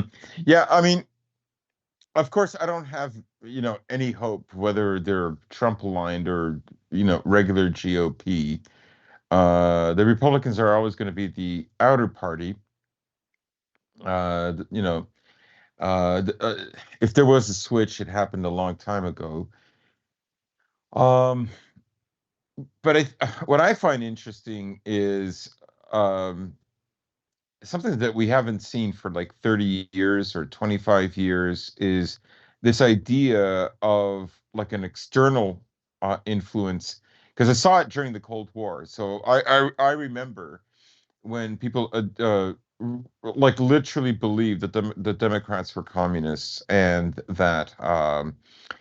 um, that they were undermining the country. They were always taking the side of the Soviets and so on and so forth. But it was Jimmy Carter who hatched the plan with Zbigniew Brzezinski to get the Russians involved in Afghanistan. And after the wall went down, it was Clinton who wanted, a maximalist approach to taking over all of Europe, right to the border of Russia. A lot of Republicans including guys like McGovern, who I don't know if he's a Republican, but you know, they weren't in favor of that. So it's kind of funny. It's like when people say, um, I was talking to Geo and back a few weeks ago, and we were talking about influence on the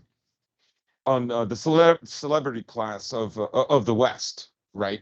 Oh, they're influenced by communists and all that. And the other day, I saw a photo of David Bowie in Moscow.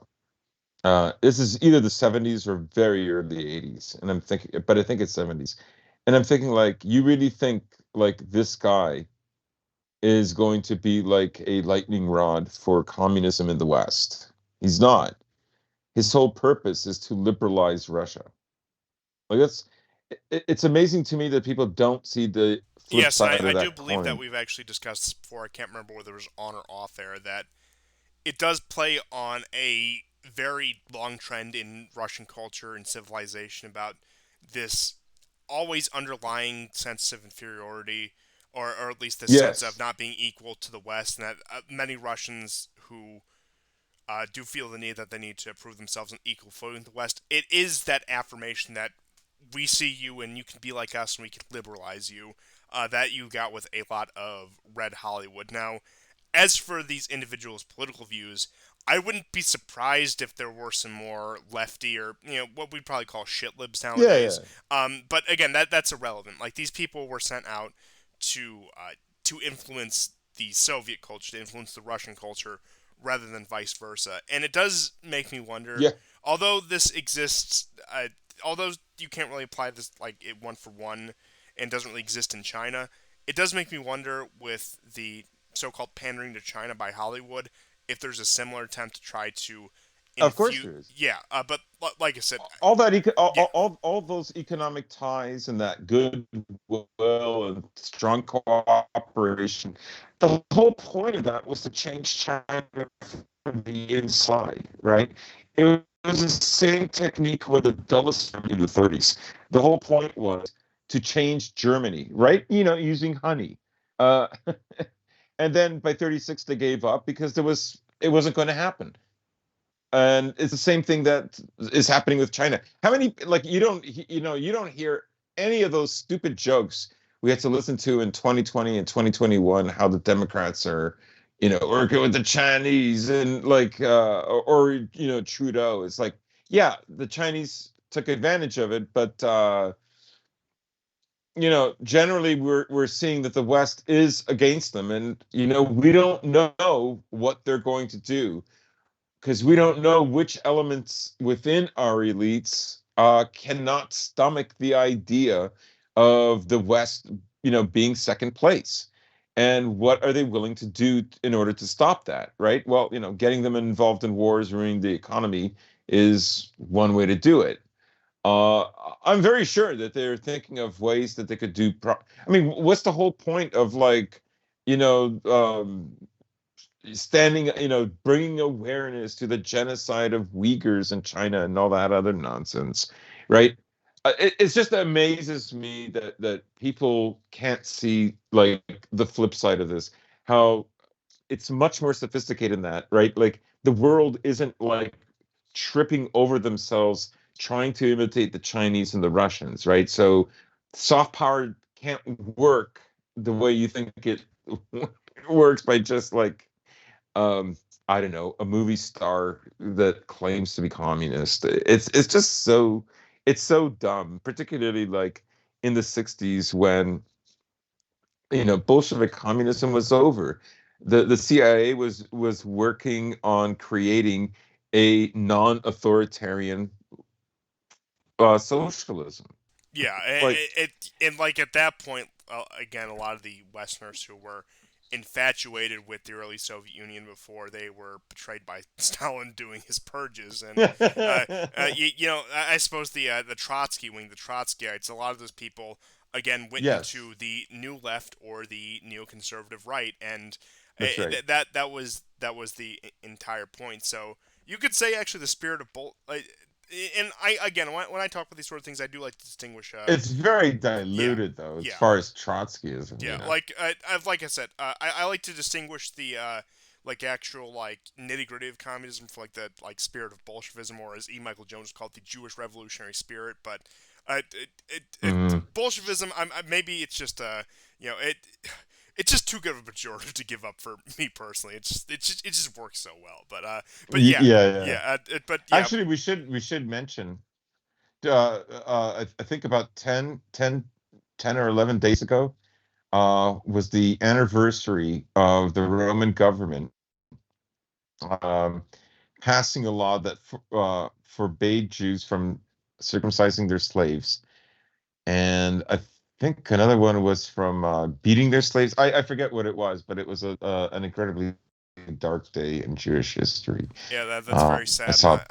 I'm weeping right now. You can't hear it, but my eyes are like the Niagara. It's just horrible. But that's all I had for this week. If you have anything else, Yes, I do. oh, Just go ahead, one go last ahead. thing. It's Ukraine. It's Ukraine, and it's our favorite Ukrainian Oh war yes, celebrity, yes. Arestovich. Answering the question whether the president of Ukraine is really drug addicted, Alexei Arestovich claimed on air in a YouTube channel. Now, some background. Apparently, according to some Ukrainian sources, the drug dealer for members of Zelensky's government was caught. And this is what Arestovich had to say about it. Well, listen, we even have valiant, what to call them? Yes, soldiers in war who can't do without stimulants. It's scary and hard there. That's why so everyone or almost everyone are addicted.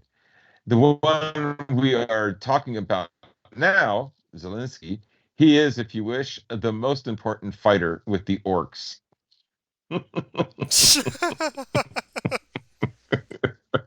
Oh my God. He's so good. This guy will like literally say anything. I don't want him captured. He has to be some kind of a post-war celebrity. This he Oh, is. absolutely. I'm very sure he thinks he'll be like after Zelensky, like president of He Ukraine. I'm has to be. There's positive there's of it. there's no other He way. has to be. There's no other way for this to That's the work. that's the arc. That's the redemption arc. It's Arestovich. The man is he's just golden. Like there's really no other way you can put it. Like I'm, it's the best character and personality to come out of this war is Arestovich by far, and oh yeah. like I said, I would still pay thousands upon thousands of dollars for him and Strelkov just to have a 1 hour conversation with no outside influence. Arestovich is literally the only Ukrainian I follow on Twitter. I don't blame you. But now that you've had your dose of our favorite Ukrainian, we will go ahead and let you go from this kind of long Yes, episode of the War Report. We're pushing two and very a half hours. long. So thank you everyone for tuning into this episode. We will be back with more news, of course, sometime next week. And goodbye. Goodbye and take care.